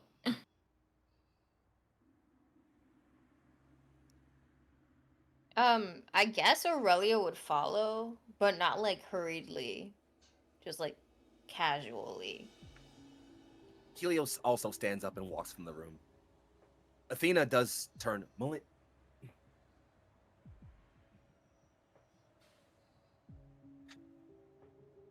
So Aurelia, Mel, and Helios have all stepped from the room out towards the hallway. That leaves Fives, Hades, Cleo, and Athena in the room present. Anything urgently said still? What happens when they take Mel? Elena is not an altered. Right. But if she ever shows potential,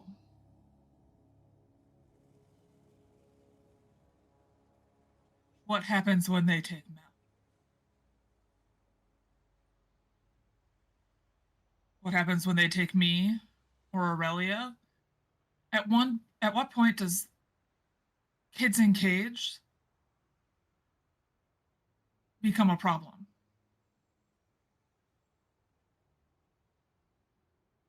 She scoffs a bit and shakes her head as she leans back and just. You speak in simplicities.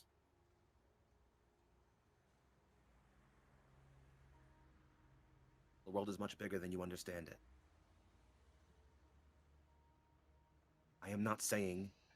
She does seem like to rise in emotion somewhat before she takes a long, slow breath. I am not saying you are wrong. I am simply saying there is a correct manner to act. Actions come with consequences. And when action is taken, one must accept whatever consequences come.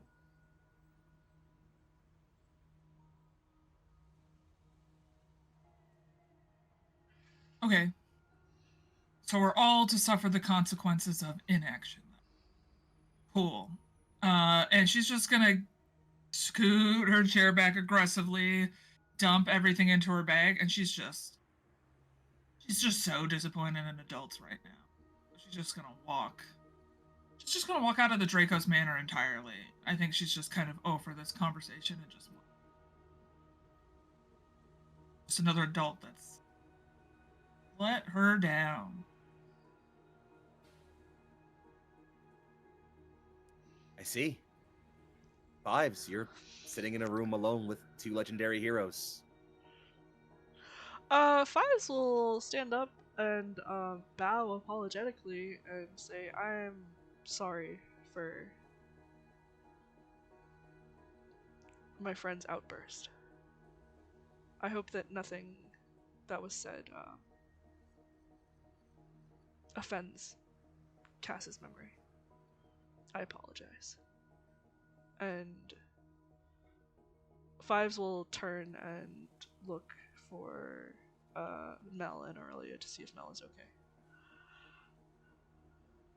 You turn and step out as she's left alone in a room with her father.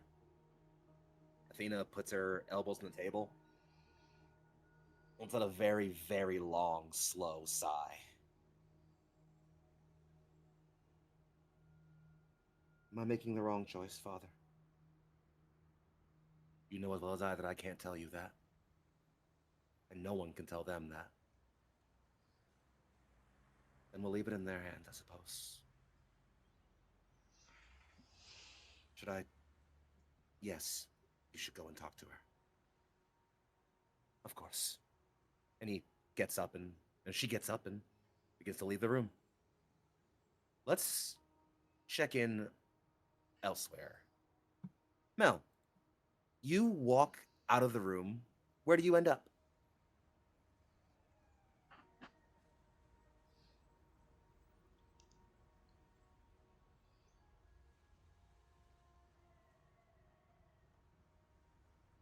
I think she probably just starts going upstairs towards her room. Like, it doesn't key in that somebody's following her. She just starts heading somewhere she knows is safe. We'll say you make it to just about your door. You're up the stairs, kind of down the hall, kind of curving towards, toward the left. You're in front of your door when, as you reach for it, a hand, or you know what? It's as you're reaching for the door that you can kind of see to your left. There is clearly two people who have followed you. Aurelia is just behind you, and coming up the stairs is your father.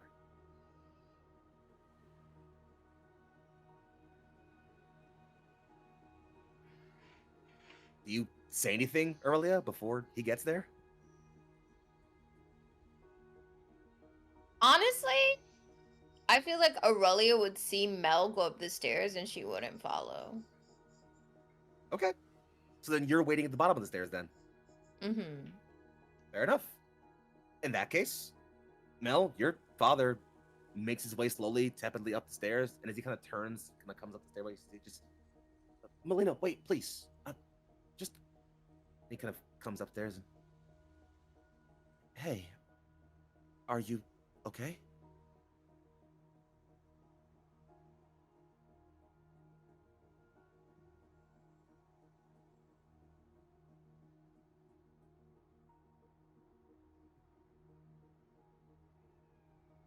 Want me to lie to you and say that I'm fine? No, no, of course not. There's a lot of tension downstairs. I don't blame you. You want to talk about it?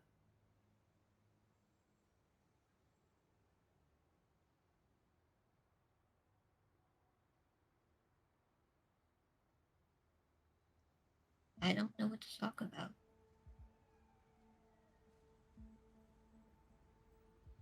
He kind of furrows his brow a bit somewhat and just, well, if something's bothering you, there's nothing you can't share with me. You know that, right?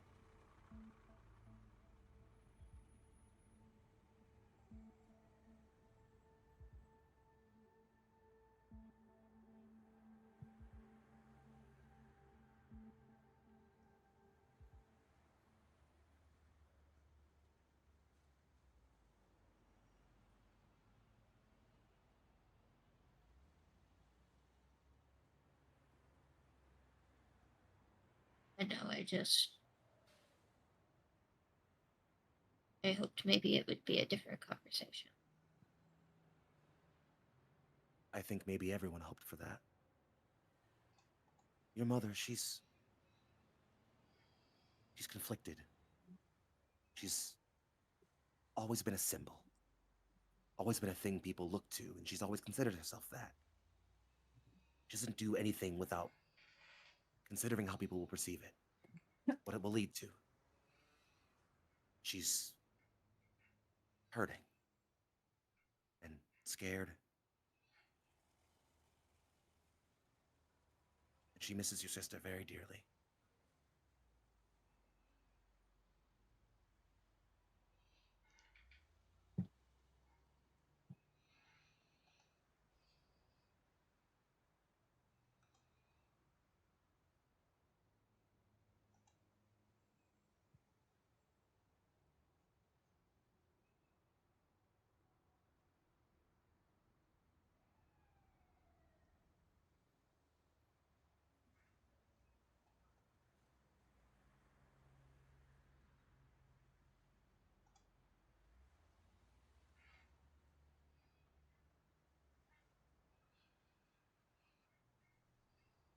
There were other things they could have asked, but I don't think we're gonna be able to have that conversation now.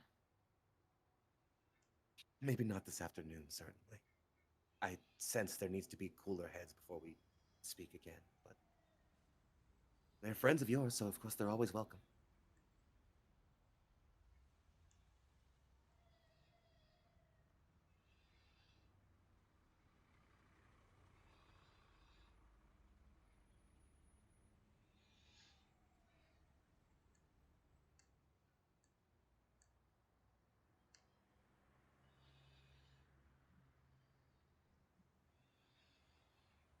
I'll let them know. Good. I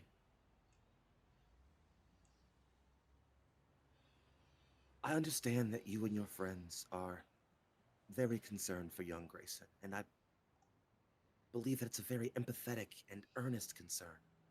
And I share it with you, I do. And I don't believe your mother's exempt from that. I and she worry. For your friends, for you. All of this is so large. There's so much that could happen.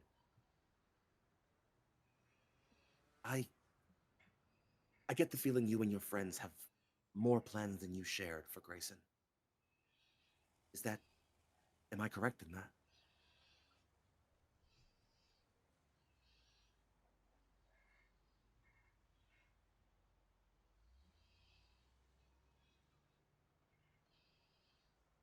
But I know what the Sirens are planning.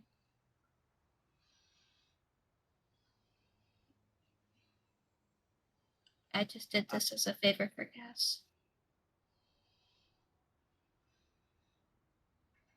He kind of shrinks himself in somewhat. I see. Of course.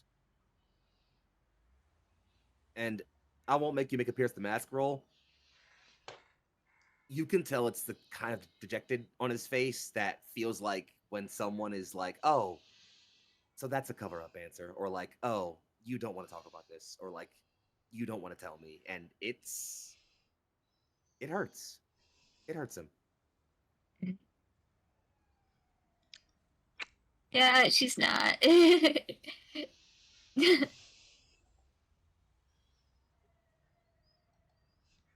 She isn't ready. He sighs. You know that I will love you to the ends of this earth, no matter what anyone ever puts in front of me. Yes?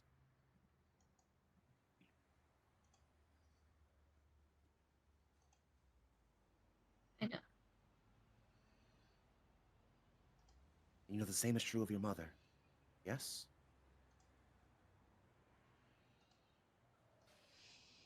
I know. And as long as you know that, then I just pray you'll be safe. And you'll find us if you need us. And you'll talk to us if there's anything wrong. Please?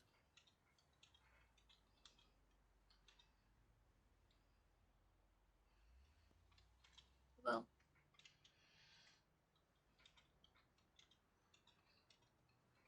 promise.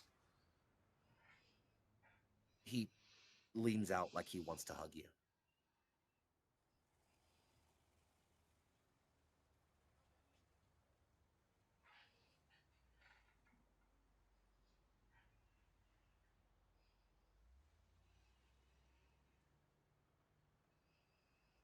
She starts to, like, she's going to return the hug, and then something of a flicker, like she remembers something, and then she shrinks back.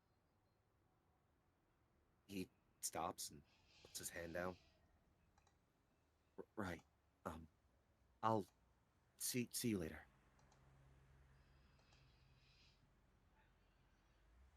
Hi, Dad. He'll wave and turn and let you make your way into your room if you'd like. And Aurelia, you, having heard, let's say just about all of that, probably, given the way the hallway's set up. No, she ignored it. Okay, that's fine. Ignored that shit. Privacy, babes. Okay. You see Aurelia like inner reflecting by, and her eyes are just like glowing and shit. She's like inside herself. Okay. Totally valid. Helios comes back down the stairs, and I see your compatriots have left. Is there anything more I could do for you? No. I appreciate your hospitality. And your time. Thank you. She nods. And I'm happy to see you out if you'd like. Would I be able to see Mel? I believe she could use a friend right now.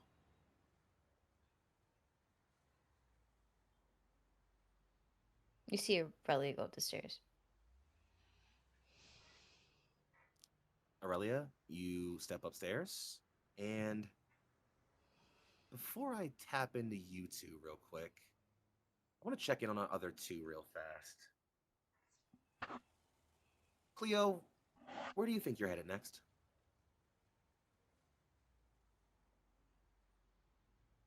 I'm gonna unmute before I talk. Probably helpful. But I think Cleo waits for like 3 minutes out front. And then when she's like, "Oh, they're chilling back here. Okay." I think she will hop on her scooter and just try to find a place to eat and just eat some of her feelings away. And kind of try to like sort out on her own how to navigate any of this without adults taking it seriously.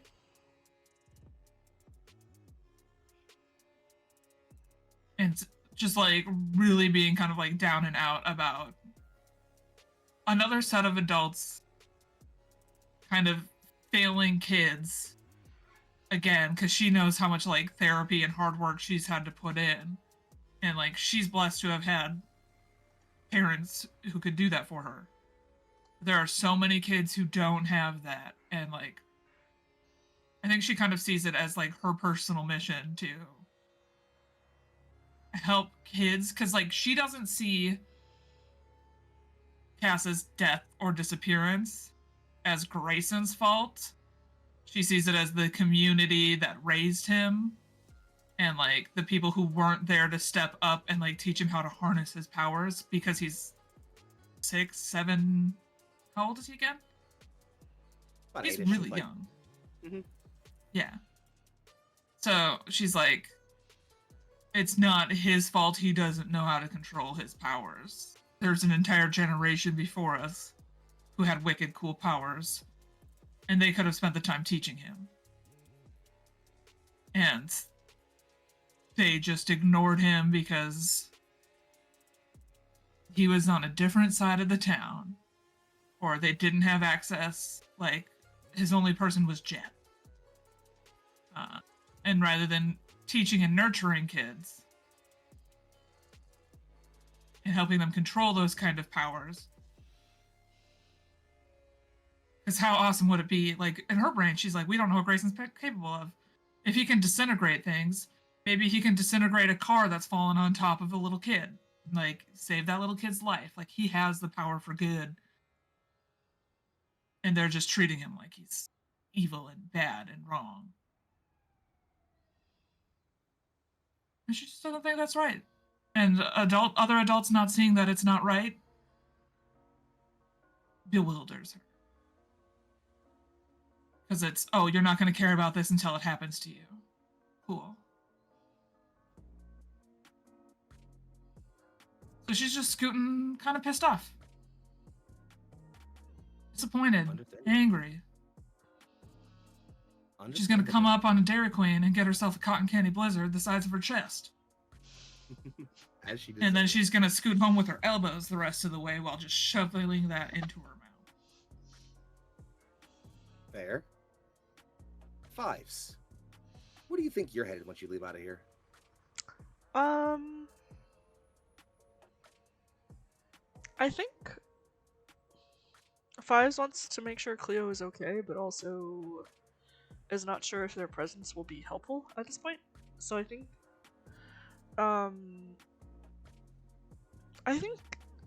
they sit for a while in the garden in the front of the manor. And after some time, I think they message Cleo. What do you say? You okay? Question mark.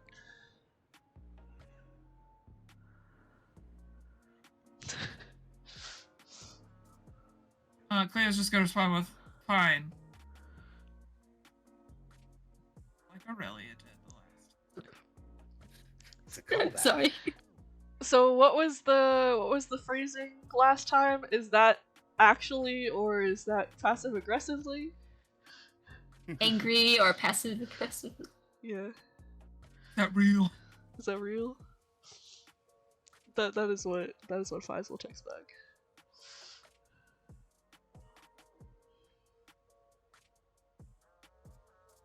No.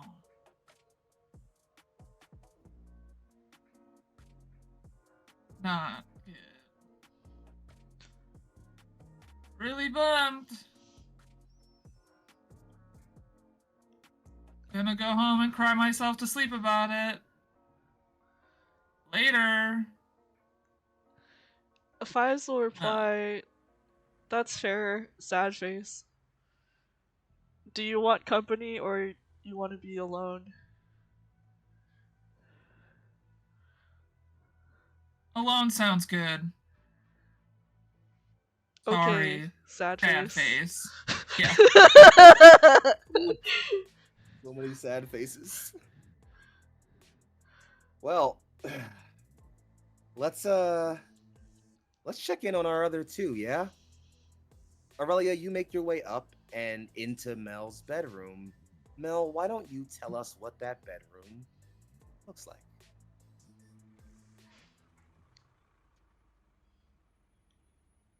So Mel's room is decorated in a lot of white and gold hues with red accents. Um, it's a decent size. On one side, there's the bed. It's got the nightstand dresser along the wall, like perpendicular to it. There's a set of windows and a desk.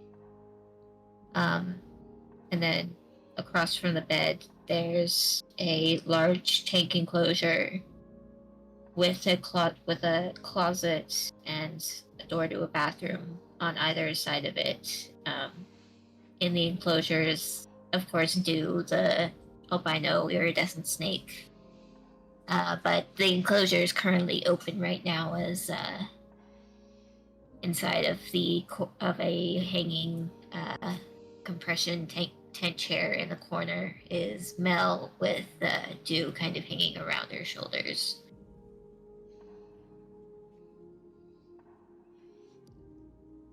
Well, Aurelia, that's the scene you find yourself walking in on as you enter into Mel's room. What's your plan? How do you approach? Wait. Was Mel's door open? It was open a crack, yeah. Okay, I'm sorry. Would you see Aurelia standing outside your door without her saying anything? Probably. Okay. Did you say anything? Do you want to hold her? You could see how Aurelia came in with a sense of purpose, but immediately got distracted. I believe I would greatly enjoy that. What is this precious being called? She is a snake. I forget what the actual species is called. It always gets caught up in my head, but I do know that she is a rare albino. I like her because she's iridescent. She's got this kind of like rainbowy sheen to her scales. Her name is Dew. Kind of like a dewdrop. I am appreciative of this moment that you have allowed me to have. But I'm also here to ask you about your current emotional state.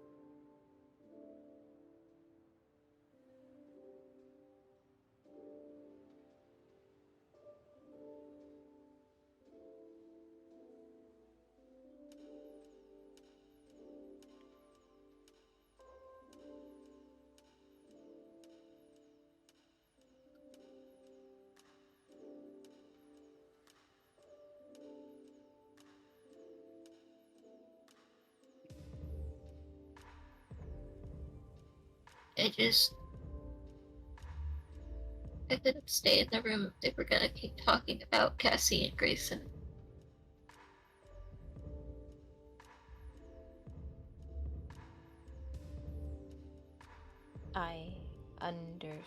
Wait, I don't think Aurelia would say she understands.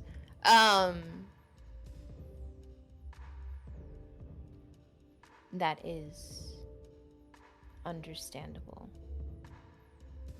Do you believe you sufficiently found yourself an outlet for these emotions that I believe you are suppressing?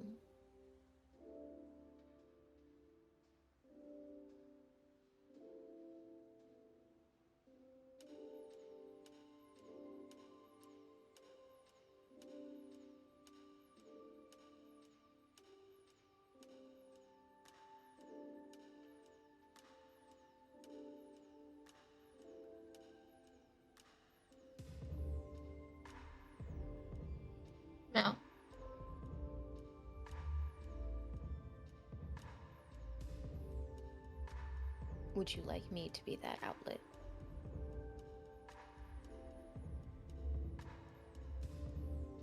See, stop it.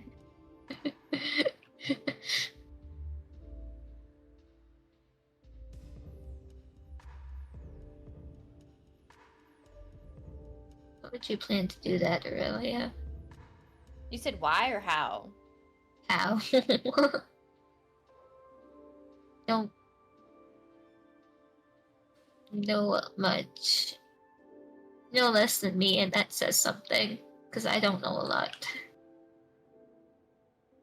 I choose not to be insulted by your words.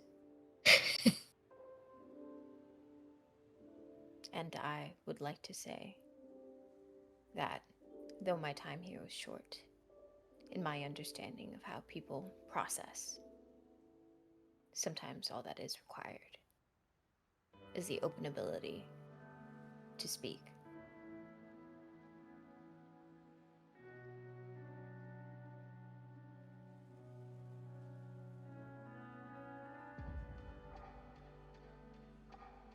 As one with few words, you know that I am capable of listening.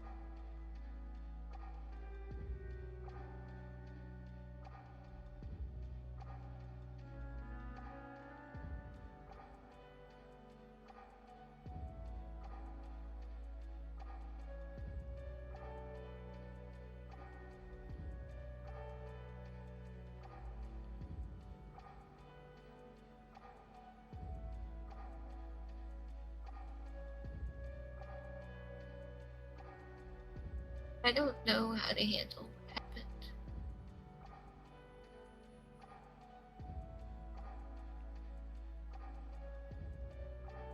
Then or now. Because all I did then was scream. And that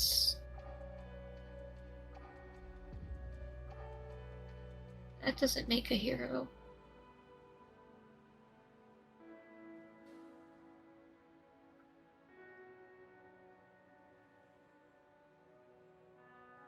I believe that one thing that I have learned as well of what heroes are, besides the bravery, besides the strength, besides the skill, they are human. And humans experience emotions. You cannot fault yourself for having those.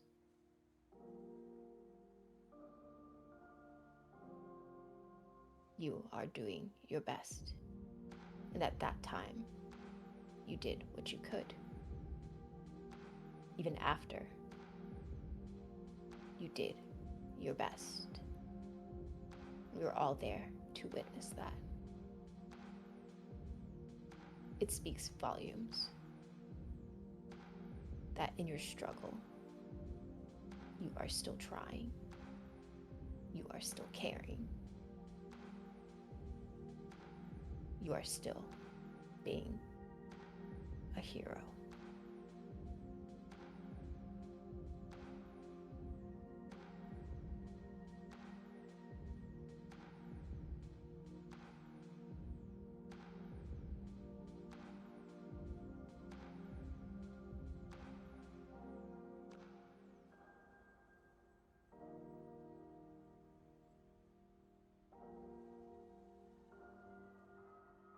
Did I tell them about my identity? If you say that again, my fucking Ears are so bad. I'm so sorry. Should I tell them about my identity?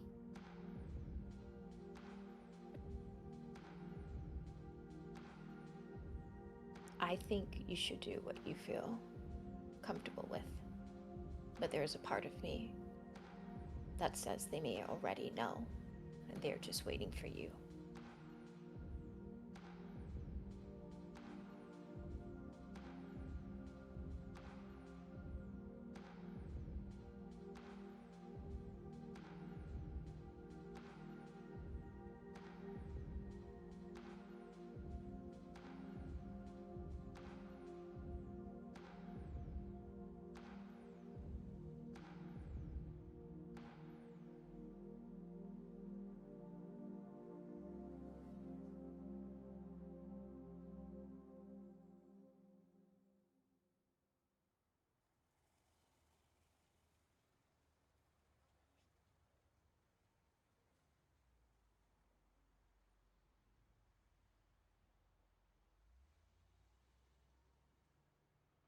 I don't know what else to talk about Aurelia, so you don't have to stay here if you don't want to. I don't have to stay anywhere. I believe right here is the best place for me to be.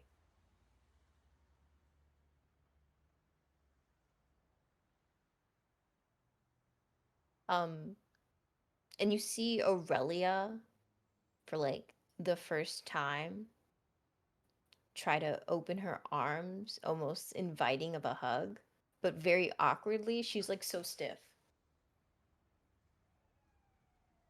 But she doesn't move or anything. She doesn't move. She's just there. Not even arms open wide.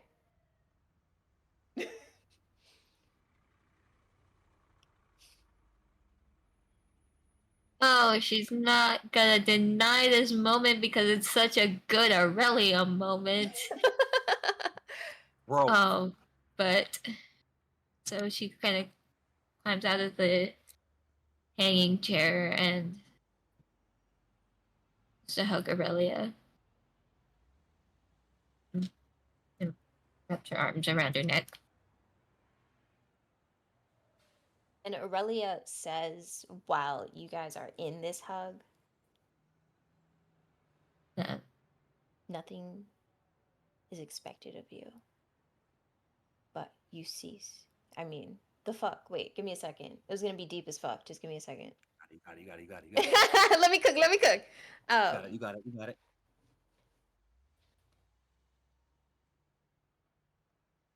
While there may be nothing expected of you, you never cease to amaze those around you. Make sure you do not have harder expectations of yourself than what is feasible. As I said before, you are doing your best, and those who matter see it.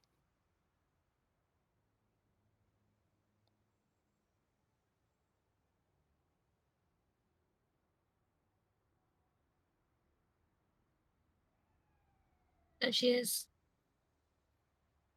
listening, and as you talk, she kind of cinches the hug a little bit.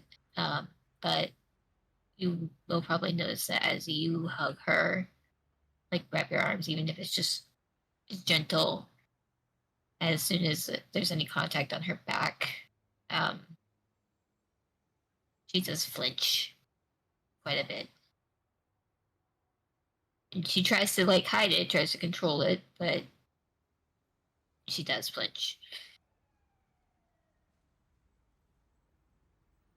That maybe there is some lasting pain and injury from when she slammed into that wall from the Tide Beast attack.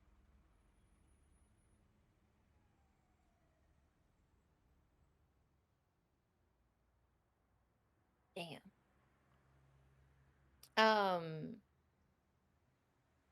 Aurelia takes notice of that. And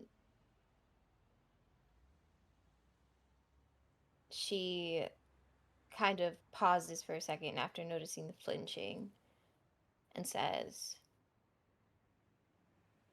"It is never weak to ask for help."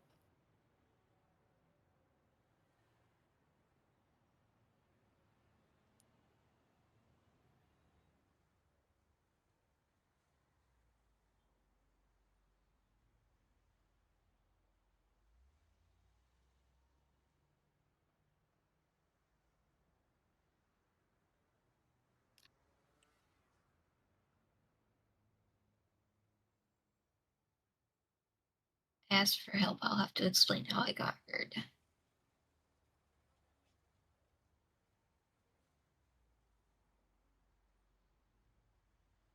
Where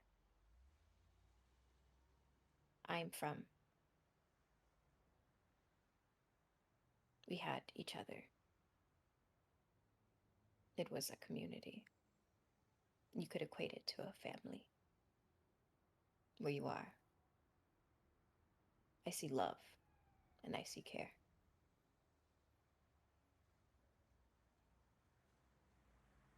Assess your priorities and see what matters more to you.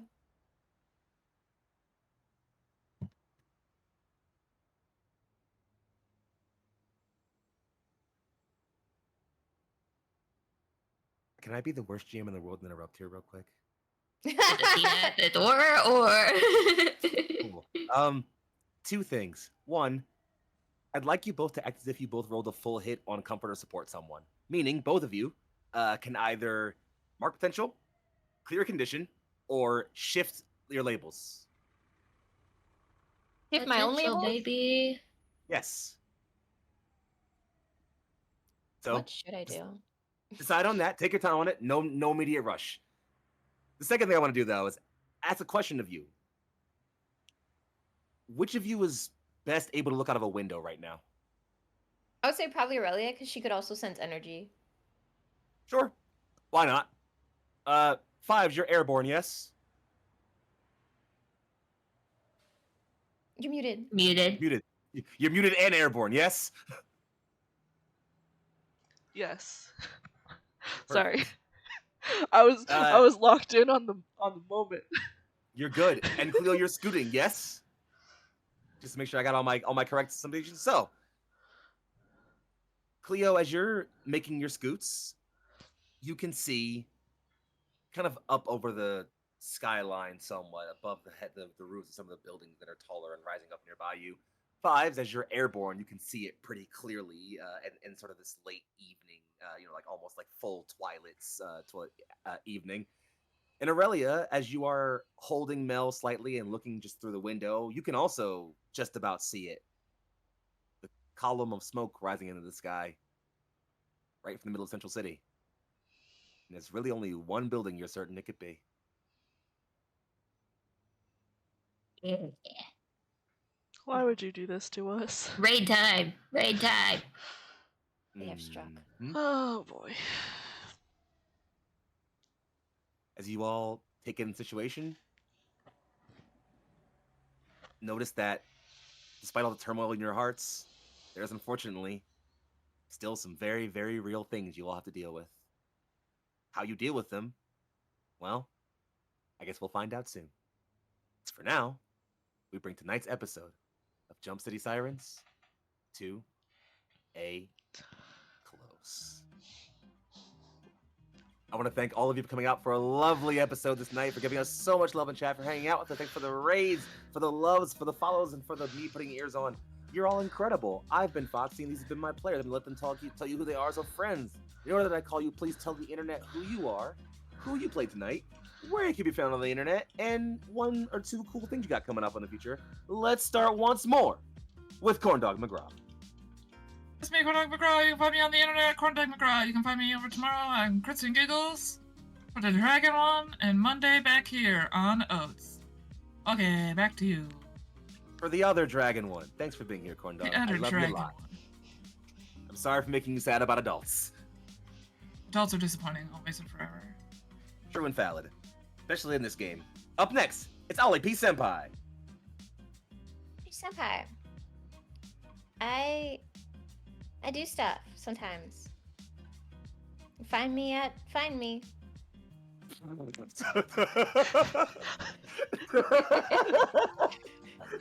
Meg, please. Hi, I'm Megan, or Meg Mysteria. I wish this was the Porsche strip that it looked like. That hurt.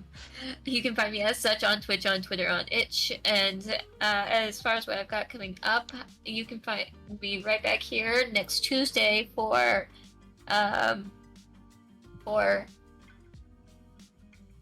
Tears of Divinity Fading Chronicle with our lovely GM Foxy. I'm not GMing that game. Yeah, Twerk. he's not. He's just making the rest of us sad. It's true, I do that. Yeah. But that's it. Glad to have you on board, of course. And last but certainly not least, it's my dear Egg-chan. Oh shit, hi, it's me, Emily or Egg-chan. I got the joy of playing number 5 tonight. You can find me on the internet as Egg-chan, sometimes on Twitch, maybe, sometimes on Itch, maybe, and definitely here on Saturday for more Nights of New Avalon, so stay tuned for that. But yeah, Well, back thanks to for you. being here. Thanks for being here, my dearest darling. And of course, friends, it's back to me. I'm Young Foxy, aka Big Foxy, also known as your favorite Fox Plays Finest.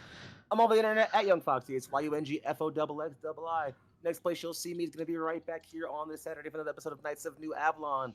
And then back here again on Tuesday for another episode of Tears of Divinity Fading Chronicle. And then back here again next Friday for another episode of Steel and Arbor. It's all Foxy all the time here on Neon Lights Roleplay. You can't get enough of me. I'm always in front of your faces.